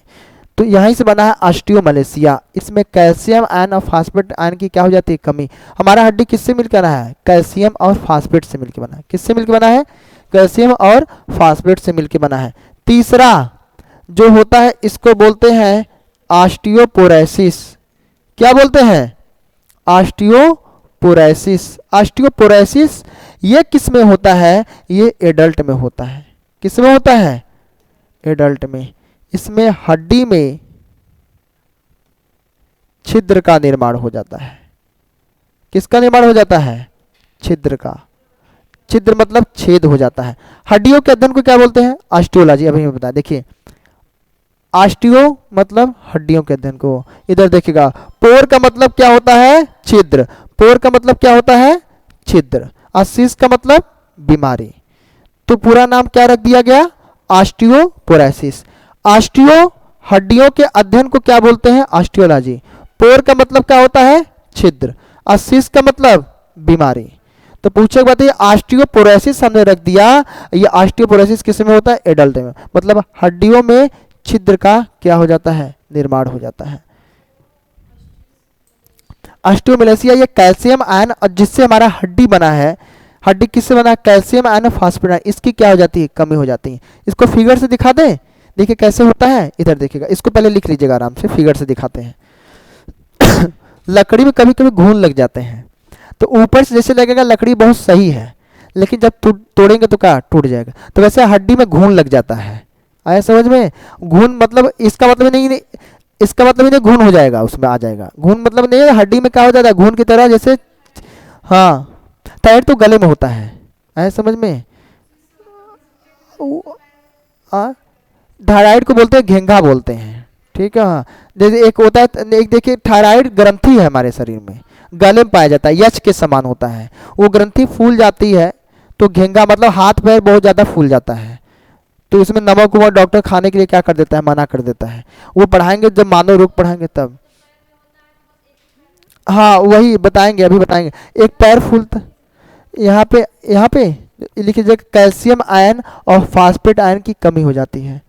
प्लस लिखे हैं क्या? मतलब आयन, एक ऋण आयन होता है माइनस एक धन आयन होता है, तो कैल्शियम आयन और फास्फेट आयन की क्या हो जाती है? कमी हो जाती है। इसकी कमी हो जाती है तो इसमें भी क्या होते हैं? हाथ पैर क्या होते हैं? नॉर्मल क्या हो जाते हैं? बहुत पतले हो जाते हैं। आए समझ में? और तीसरा वाले में क्या लिखे हैं? ऑस्टियोपोरोसिस। इसमें ऑस्टियो मतलब क्या होता है? हड्डियों के अध्ययन को ऑस्टियोलॉजी, और पोर का मतलब छिद्र, असीस मतलब बीमारी। हड्डियों में छिद्र का निर्माण हो जाता है। हो गया?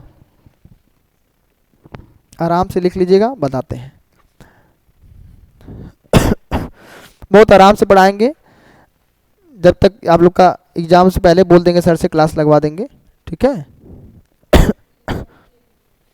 अब हम नहीं, कल तो नहीं ले पाए, हफ्ते में 2 दिन हम यहाँ पे मैक्सिमम जो समय दिए हैं, और जगह और सेंटरों पे क्लास होता है। एक चलिए अच्छा ठीक है, किसी सब्जेक्ट का नहीं पढ़ी है? चलिए अच्छा ठीक, चलिए अच्छा ठीक है। देखिए अगर हमसे कोई शिकायत होगी, देखिए आप लोग पैसे दे के एडमिशन ले, अगर नहीं समझ में आएगा तो सीधा कहिएगा, अरे हम कह रहे हैं कि यहाँ पे हम है तो कोई दूसरा कोई आके पढ़ाएगा। जाहिर सी बात, जरूरी नहीं कि हम ही पढ़ाएं, लेकिन हाँ जितना हमारे अंदर ज्ञान है वो हम सब ज्ञान क्या करेंगे? आप लोग को दे देंगे। वो हमको भी पढ़ाने वाले कोई गुरु थे, और आपको पढ़ाने वाला भी कोई यहाँ पे इंसान कोई गुरु ही है। अगर उसको आप चाहेंगे तो उसको आप अपने आसानी तरीके से, इसको सिंपल तरीके से अपने माइंड में इसको एब्जॉर्ब कर लेंगे। एब्जॉर्ब कर लेंगे तो एग्जाम में आप करके आएंगे। यहाँ तक हो गया सबका? पहला हमने एक बार फिर से रिविजन करा रहे हैं। इसका रासायनिक नाम क्या होता है? कैल्सीफेरॉल। कैल्सीफेरॉल होता है किससे संबंध होता है? कैल्शियम से। कैल्शियम कहाँ पाया जाता है? हड्डी में। यानी कि इसकी कमी होगी तो हड्डी में कोई न कोई समस्या होगा। स्रोत हमने लिखवाया दूध, अंडा, मीट। ये पूछेगा बताया धूप की रोशनी में, आई अगरबत्ती वाला धूप नहीं है समझ में? ये धूप की रोशनी में, अनाज में, ये समय कौन सा विटामिन पाया जाता है? Vitamin D. नोट में हमने लिखवाया सूर्य के प्रकाश में कौन सा विटामिन पाया जाता है? इसे सूर्य के प्रकाश में विटामिन डी पाया जाता है, इसी कारण इसको क्या बोला गया है? धूप का विटामिन। इसकी कमी से कौन सी बीमारी होती है? रिकेट्स। इसको क्या बोलते हैं? सूखा रोग। किसमें होता है? बच्चों में। हाथ पैर पतले हो जाते हैं और पेट क्या हो जाता है? फूल जाता है। इसमें दूसरा लिखवा है ऑस्टियोमलेसिया। कैल्शियम और फास्फेट आयन की क्या हो जाती है? कमी हो जाती है। ऑस्टियोपोरोसिस हमने लिखवाया एडल्ट में होता है। हड्डियों के अध्ययन को ऑस्टियोलॉजी बोलते हैं। पोर का मतलब छिद्र होता है, सिस मतलब बीमारी। मतलब हड्डियों में किसका हो जाता है? छिद्र का निर्माण हो जाता है। एक लाइन में लिखिएगा हड्डियों के अध्ययन को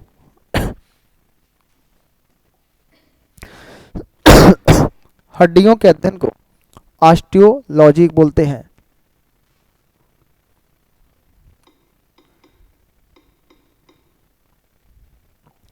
हड्डियों के अध्ययन को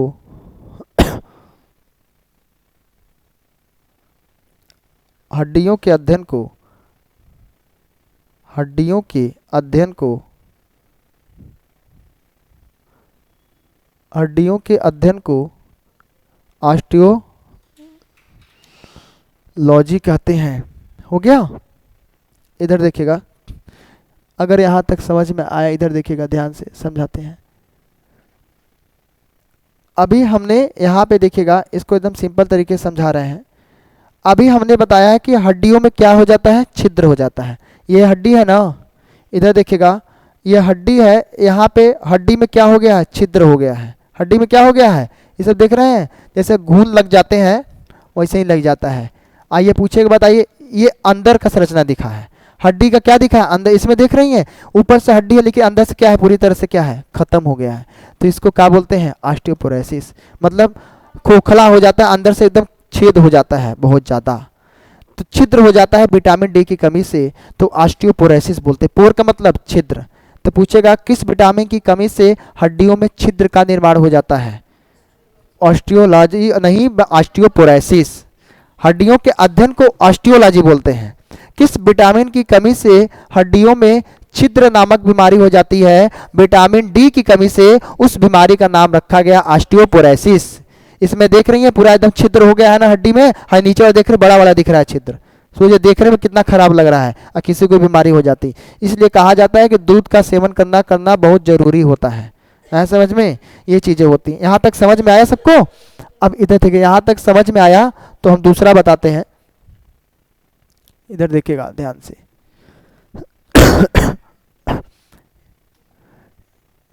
अब देखिएगा दूसरा, इसमें हमने एक तो ये बता दिया और दूसरा बताने जा रहे हैं जो इसको बोलते हैं रिकेट्स। क्या बोलते हैं, रिकेट्स।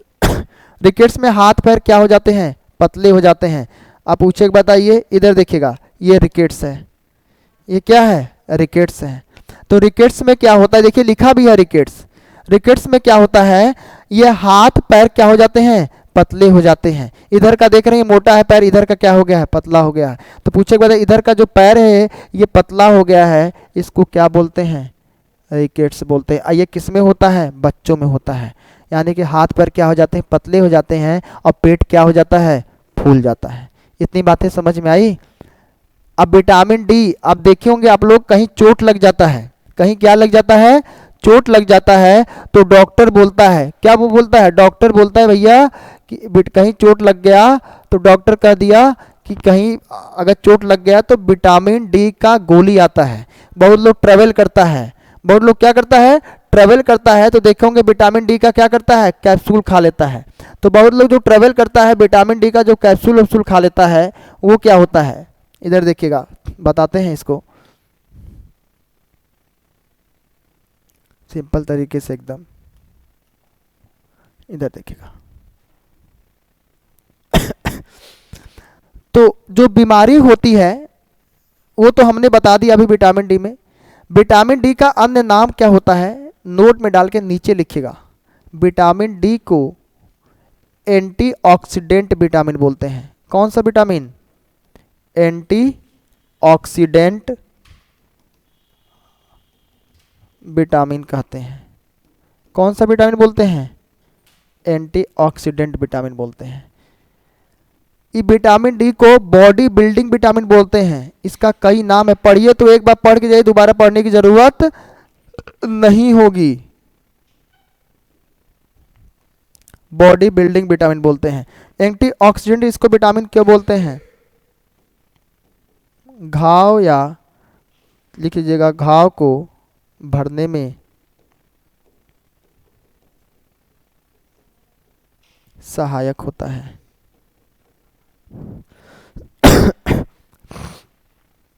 घाव को भरने में क्या होता है, सहायक होता है।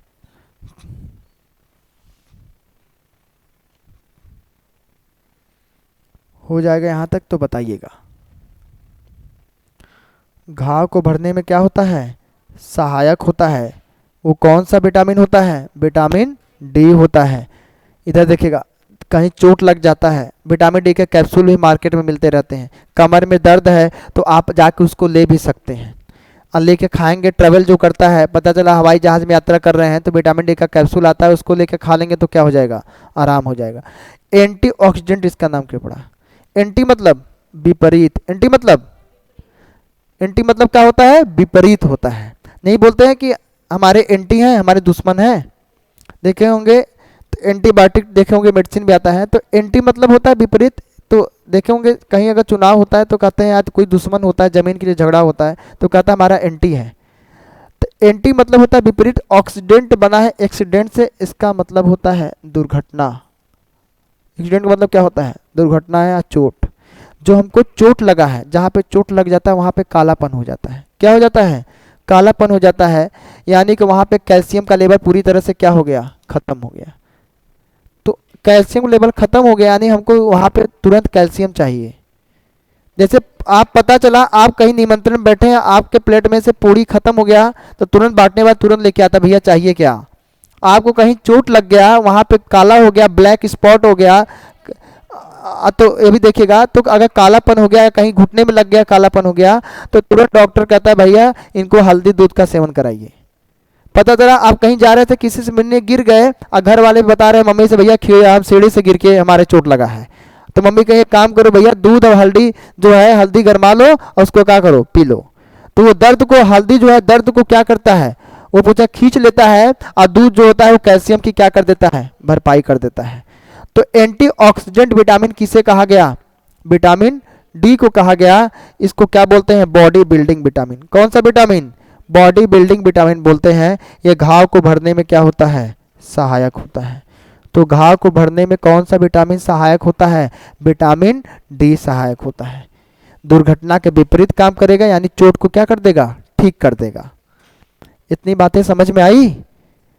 दो विटामिन हमने बताया, कौन सा, ए और डी। धूप का विटामिन किसे कहते हैं, विटामिन डी को कहते हैं। हो गया।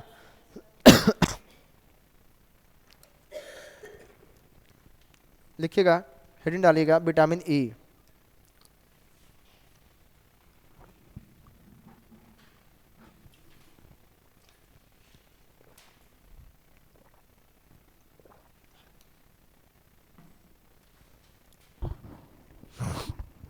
विटामिन ई हेडिंग डालिएगा।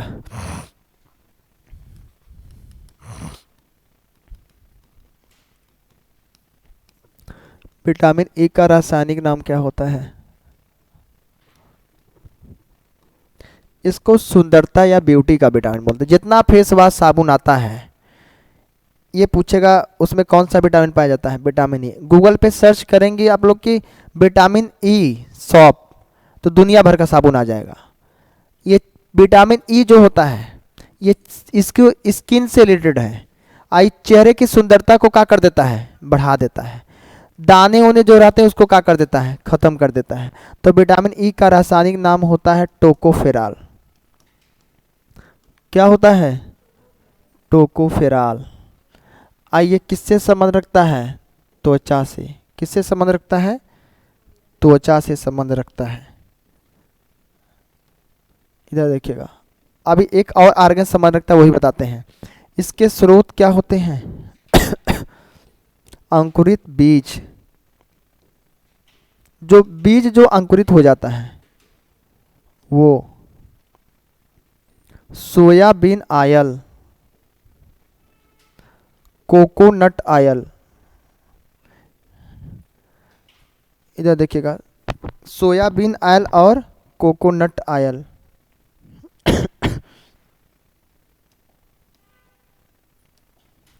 Soybean oil, coconut oil, sunflower. Sunflower oil में पूछेगा बताइए, ये सब में जो जितने भी ऑयल होते हैं उसमें कौन सा विटामिन, विटामिन ई पाया जाता है। यानी कि सोयाबीन के तेल में, नारियल के तेल में और सूरजमुखी के तेल में कौन सा विटामिन, विटामिन ई। एक बार क्वेश्चन बना था, नारियल के पानी में कौन सा विटामिन पाया जाता है। नारियल का पानी पीते हैं ना, तो नारियल का तेल तो हमने लिखवा दिया कि नारियल के तेल में कौन सा विटामिन पाया जाता है, नारियल के तेल में कौन सा विटामिन, विटामिन ई। और नारियल के पानी में, हॉस्पिटल के जितने भी देखे होंगे, सार्वजनिक हॉस्पिटल होते हैं, अस्पताल होते हैं, चिकित्सालय होते हैं, उसके बगल में ठेले पे देखोगे पपीता नारियल बेचता रहता है लोग। तो नारियल के पानी की डिमांड क्यों रहती है। अभी हाल ही में डेंगू बीमारी फैली थी, तो हाल ही में जब डेंगू बीमारी फैली थी तो लोग नारियल का पानी पी रहे थे। तो वो प्लेटलेट्स किसका पार्ट्स है, ब्लड का। तो यानी कि जो नारियल का पानी है वो ब्लड में सबके लेवल को क्या कर देता है, बढ़ा देता है। तो नारियल के पानी में कौन सा विटामिन पाया जाता है, विटामिन पूछेगा बताइए। नारियल के पानी पूछेगा तो विटामिन B6 पाया जाता है। हाई का लिखिए, नारियल का तेल लिखिए। तो नारियल का तेल स्किन के लिए फ़ायदेमंद होता है, और नारियल का पानी ब्लड के लिए। डॉक्टर क्या बोलता है, नारियल का पानी इनको पिला दो, क्योंकि इसलिए बोलता है क्योंकि उनका ब्लड लेवल क्या हो गया, कम हो गया। और जैसे नारियल का पानी पियेंगे ब्लड लेवल क्या हो जाएगा, भाग जाएगा। तो यहाँ पे हमने लिखा है विटामिन ई, इसका रासायनिक नाम होता है टोकोफेराल। किससे संबंध रखता है? त्वचा से। स्रोत हमने लिखवाया अंकुरित बीज, सोयाबीन ऑयल, कोकोनट ऑयल और सनफ्लावर ऑयल। नारियल के पानी में पूछेगा तो विटामिन B6 अभी हम पढ़ाएंगे। इधर देखिएगा यहाँ तक है। अभी देखिएगा, अभी आप लोग नाम सुने होंगे vitamin B1, B2, B3, B5, तो कभी आप नाम सुने विटामिन E1, E2, E3? नहीं सुनी होंगी।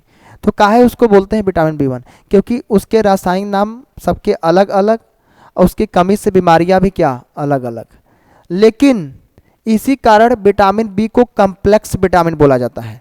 जैसे आप रथ यात्रा पे नाम सुनेंगे, कहीं अगर पता चला कम्प्लेक्स है, सुपर प्लाजा कम्प्लेक्स है, रथ यात्रा पे कुबेर कम्प्लेक्स है, तो कम्प्लेक्स का मतलब जो बड़ी बड़ी बिल्डिंगें बनती हैं उनका नाम रखा जाता है कम्प्लेक्स। इसमें पढ़ाई हो रही, बगल में पता चला मोबाइल का दुकान है, नीचे पता चला रेस्टोरेंट है, उधर कपड़े का दुकान है, लेकिन सब किस बिल्डिंग में है? एक बिल्डिंग में। तो एक ही बिल्डिंग में कई दुकानें जब रहती हैं तो उसको कम्प्लेक्स बोला जाता है। वैसे सब विटामिन बी जो है, ये हम जो ये अभी बताएंगे इसमें, तो विटामिन बी जो होता है वो जल में घुलनशील है। तो विटामिन बी तो जल में घुलनशील है, लेकिन इसकी संख्या 1 नहीं 12 तक होती है। 1 से लेके कहाँ तक? 12 तक। लेकिन सब जल में घुलनशील है। अब बस सबका शुरुआत बी से ही होगा। B1, B2, B3, B4, तो इधर देखिएगा सबका शुरुआत बी से ही होगा, लेकिन सब क्या है? जल में घुलनशील है। लेकिन सबके रासायनिक नाम अलग और सबकी कमी से होने वाले रोग भी क्या अलग। आया समझ में? जैसे एक ही बिल्डिंग सब आएगा एक ही दरवाजे से, लेकिन सब कमरा का अलग, सबकी दुकान अलग, सबके मालिक अलग। आया समझ में कि नहीं? तो बस वही चीज, इसी कारण इसको क्या बोला गया? Complex vitamin. एग्जाम में पूछा गया है कम्प्लेक्स विटामिन किसे कहा जाता है, तो कौन सा टिक करके आएंगे? ABCD दिया रहेगा, कौन सा टिक करके? बी। अंकुरित बीज इधर देखिएगा, अंकुरित बीज, soybean oil, coconut oil, sunflower oil, इसमें कौन सा विटामिन? विटामिन ई पाया जाता है। कौन सा विटामिन? विटामिन ई पाया जाता है। आज जो अंकुरित बीज, सुबह सुबह देखे होंगे बहुत लोग जो दौड़ने वाले बच्चे रहते हैं, चना वना देखे होंगे, वो होता है, उड़द होता है, मूंग होता है, उसको क्या कहते हैं? भिगो देते हैं। तो भिगोने के बाद जब खाने का मन नहीं रहता है तो आँखा फेंक देता है वो। अंकुरित को मतलब क्या होता है? जम जाना। आँखा मतलब पहले उसका आँख बंद था, अब वो क्या कर दिया? खोल दिया। जैसे घर में आप सोए हैं और नींद नहीं खुल रही है, जैसे पनिया फेंके पता चला नींद खुल गई। आया समझ में?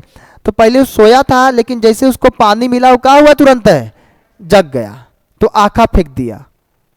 तो अंकुरित बीज, soybean oil, coconut oil, sunflower oil, इसमें कौन सा vitamin? Vitamin E.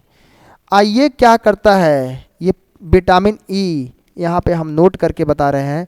Vitamin E जो होता है ये प्रतिरोधक क्षमता को बढ़ा देता है। किसको? प्रतिरोधक क्षमता को बढ़ा देता है। एग्जाम में पूछा गया है वो कौन सा विटामिन है जो इम्यून सिस्टम यानी कि प्रतिरोधक क्षमता को बढ़ा देता है। प्रतिरोधक मतलब क्या होता है? हाँ, इम्यून सिस्टम को बढ़ा देता है। किसको? इम्यूनिटी को बढ़ा देता है, यानी रोगों से लड़ने की क्षमता को। हाँ, देखे होंगे आप लोग, ठंड में च्यवनप्राश मिलता है, उस पर लिखा रहता है, मतलब जहाँ मौसम बदला तुरंत सर्दी जुकाम शुरू, तो ठंड भर च्यवनप्राश की डिमांड बढ़ जाती है। तो वैसे जो दौड़ने वाले बच्चे रहते हैं वो कमज़ोर न पड़े, उनका इम्यूनिटी सिस्टम क्या रहे? तगड़ा रहे। तो यानी कि इम्यूनिटी लेवल को क्या कर देता है? ये अंकुरित बीज क्या करता है? बढ़ा देता है। और इससे जो होते हैं चेहरे में दाने उन्हें जो होते हैं सब क्या हो जाते हैं? खत्म हो जाते हैं। तो प्रतिरोधक क्षमता को कौन सा विटामिन बढ़ा दिया? Vitamin E. इसमें बहुत ताकत होती है, एनर्जी लेवल को बढ़ा देता है तुरंत। ये इम्यून यानी रोगों से लड़ने की क्षमता होती है इसमें। तो रोगों से लड़ने की क्षमता किसमें होती है? विटामिन ई में। हो गया यहाँ तक? विटामिन ई का रासायनिक नाम टोकोफेराल। किससे संबंध रखता है? त्वचा से। स्रोत क्या होता है? अंकुरित बीज, सोयाबीन का तेल, नारियल का तेल, और पूछे बताइए सूरजमुखी का तेल। अंकुरित बीज क्या करता है? प्रतिरोधक क्षमता को बढ़ा देता है, इम्यून यानी रोगों से लड़ने की क्षमता को बढ़ा देता है। इतनी बातें समझ में आई? याद रहेगा? यहाँ तक होगा ना सबका। अब इसकी कमी से जो बीमारी होती है वो कौन सी होती है? इसकी कमी से जो बीमारी होती है उस बीमारी का नाम क्या है? पहला, इधर देखिएगा, त्वचा संबंधित बीमारियां। कौन सी बीमारियां? त्वचा संबंधित बीमारियां, यानी कि स्किन रिलेटेड बीमारियां होती हैं। दूसरा, इस क्या करता है, सबसे पहली बात यह है, इससे जो दूसरा बीमारी लिखे, यही एग्जाम में पूछा गया है, इसको बोलते हैं नपुंसकता। क्या बोलते हैं? नपुंसकता। नपुंसकता, इसको इंग्लिश में बोलते हैं इनफर्टिलिटी। क्या बोलते हैं? ये होता है मेल में। इसके बाद जो ये वाला बीमारी है ये महिलाओं में होता है, इसको बोलते हैं बांझपन, इसको बोलते हैं स्टेरिलिटी। ये किस में होता है?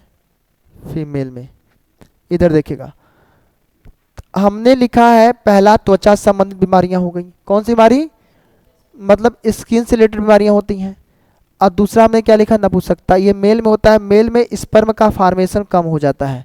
किस विटामिन की कमी से? विटामिन ई की कमी से। विटामिन ई की कमी से मेल में स्पर्म शुक्राणु नहीं निकल पाता है और महिलाओं में इसमें ओवम नहीं बन पाता है, अंडाणु नहीं बन पाता है। हालांकि जब डॉक्टर चेक करता है तो इसी संबंधित मेडिसिन गोली देता है, तो इसका इलाज संभव है। तो नपुंसकता और बांझपन बीमारी पूछेगा, बताइए ये किस विटामिन की कमी से होता है? विटामिन ई की कमी से। यानी कहने का मतलब ये हुआ, नोट में हम लिख दिए, यानी विटामिन ई की कमी है तभी ना ये बीमारी हुआ आपको। यानी विटामिन ई का लेवल बढ़ा देंगे तो वो बीमारी क्या हो जाएंगी? दूर हो जाएंगी। तो नोट में हमने यहाँ पे हम जो करके लिखवाने जा रहे हैं, यानी ये प्रजनन में सहायक होता है। फर्टिलाइजेशन में पूछेगा कौन सा विटामिन सहायक होता है, तो कौन सा टिक करके आएंगे? Vitamin E. विटामिन ई प्रजनन में क्या होता है? सहायक होता है, यानी हेल्प इन रिप्रोडक्शन। प्रजनन मतलब रिप्रोडक्शन होता है। रिप्रोडक्शन वो होता है जिसमें मेल का स्पर्म और पूछेगा फीमेल का ओवम जहां पे अटैच करते हैं। तो पूछे लेकिन अगर ये बीमारी रहेगी तो स्पर्म का फॉर्मेशन नहीं हो पाएगा और इसमें पूछेगा ओवम का फॉर्मेशन नहीं हो पाएगा। किस विटामिन कमी से? विटामिन ई की कमी से। डॉक्टर जो इसके डॉक्टर होते हैं तो इसी से संबंधित जो मेडिसिन टैबलेट लिखते हैं वो विटामिन ई का लिखते हैं। इतनी बातें समझ में आई कि नहीं? तो प्रजनन में सहायक, यानी ये प्रजनन संबंधी समस्या क्यों हो रही है? क्योंकि ये मेल में नपुंसकता बीमारी हो गई है, फीमेल में बांझपन। यानी इस बीमारी को दूर करना है तो हमको किसका टैबलेट खाना होगा? विटामिन ई का। इतनी बातें समझ में आई कि नहीं? तो प्रजनन में सहायक विटामिन कौन सा होता है? विटामिन ई होता है। इतनी बातें समझ में आई? याद रहेगा? अब इसी में फिर देखिए नोट करके लिखवा रहे हैं। नोट इसी में जहां लिखी है नोट करके इसी के नीचे लिख लीजिएगा यहां पे।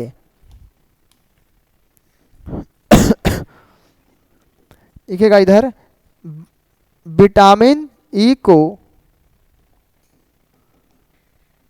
विटामिन ई को विटामिन ई को ब्यूटी का विटामिन कहा जाता है। कौन सा विटामिन? ब्यूटी का विटामिन कहा जाता है। विटामिन ई को ब्यूटी का विटामिन कहा जाता है।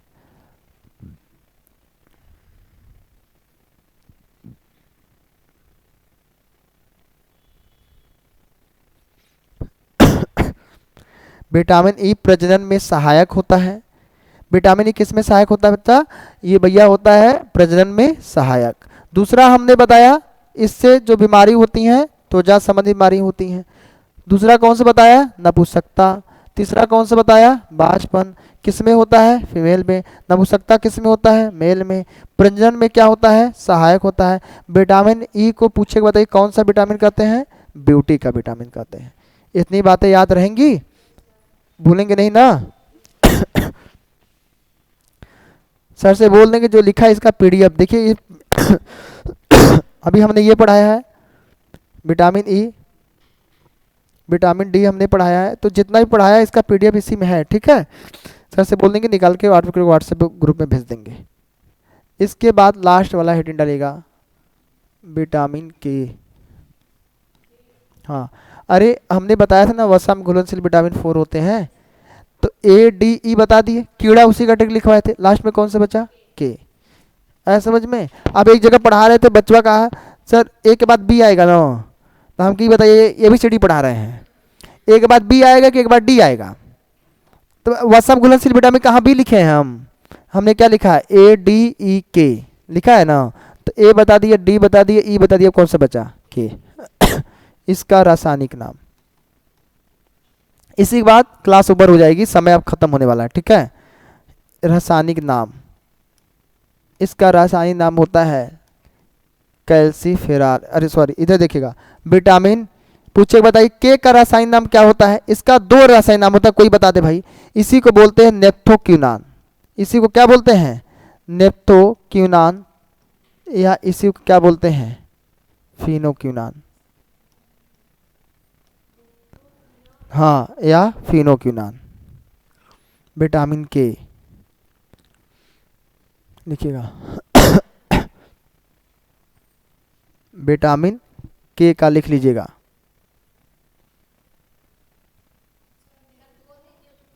अच्छा ठीक है, लिख लीजिएगा, विटामिन के का रासायनिक नाम नेप्थोक्यूनान या फिनोक्यूनान, नेप्थोक्यूनान या फिनोक्यूनान।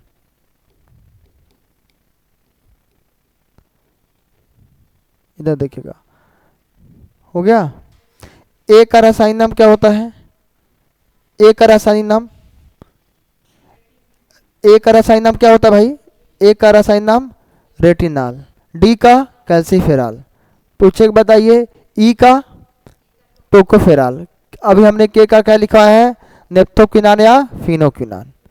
इधर देखिएगा, अब इधर देखिएगा, यहाँ तक तो हमने बता दिया। जैसे एग्जाम में रासायनिक नाम पूछते हैं, जैसे पूछे बताइए विटामिन B1 का रासायनिक नाम पता है, थायमीन। B2 का क्या होता है, B3 का क्या होता है, नहीं पता। एग्जाम पूछ देगा तब हालत खराब हो जाएगी।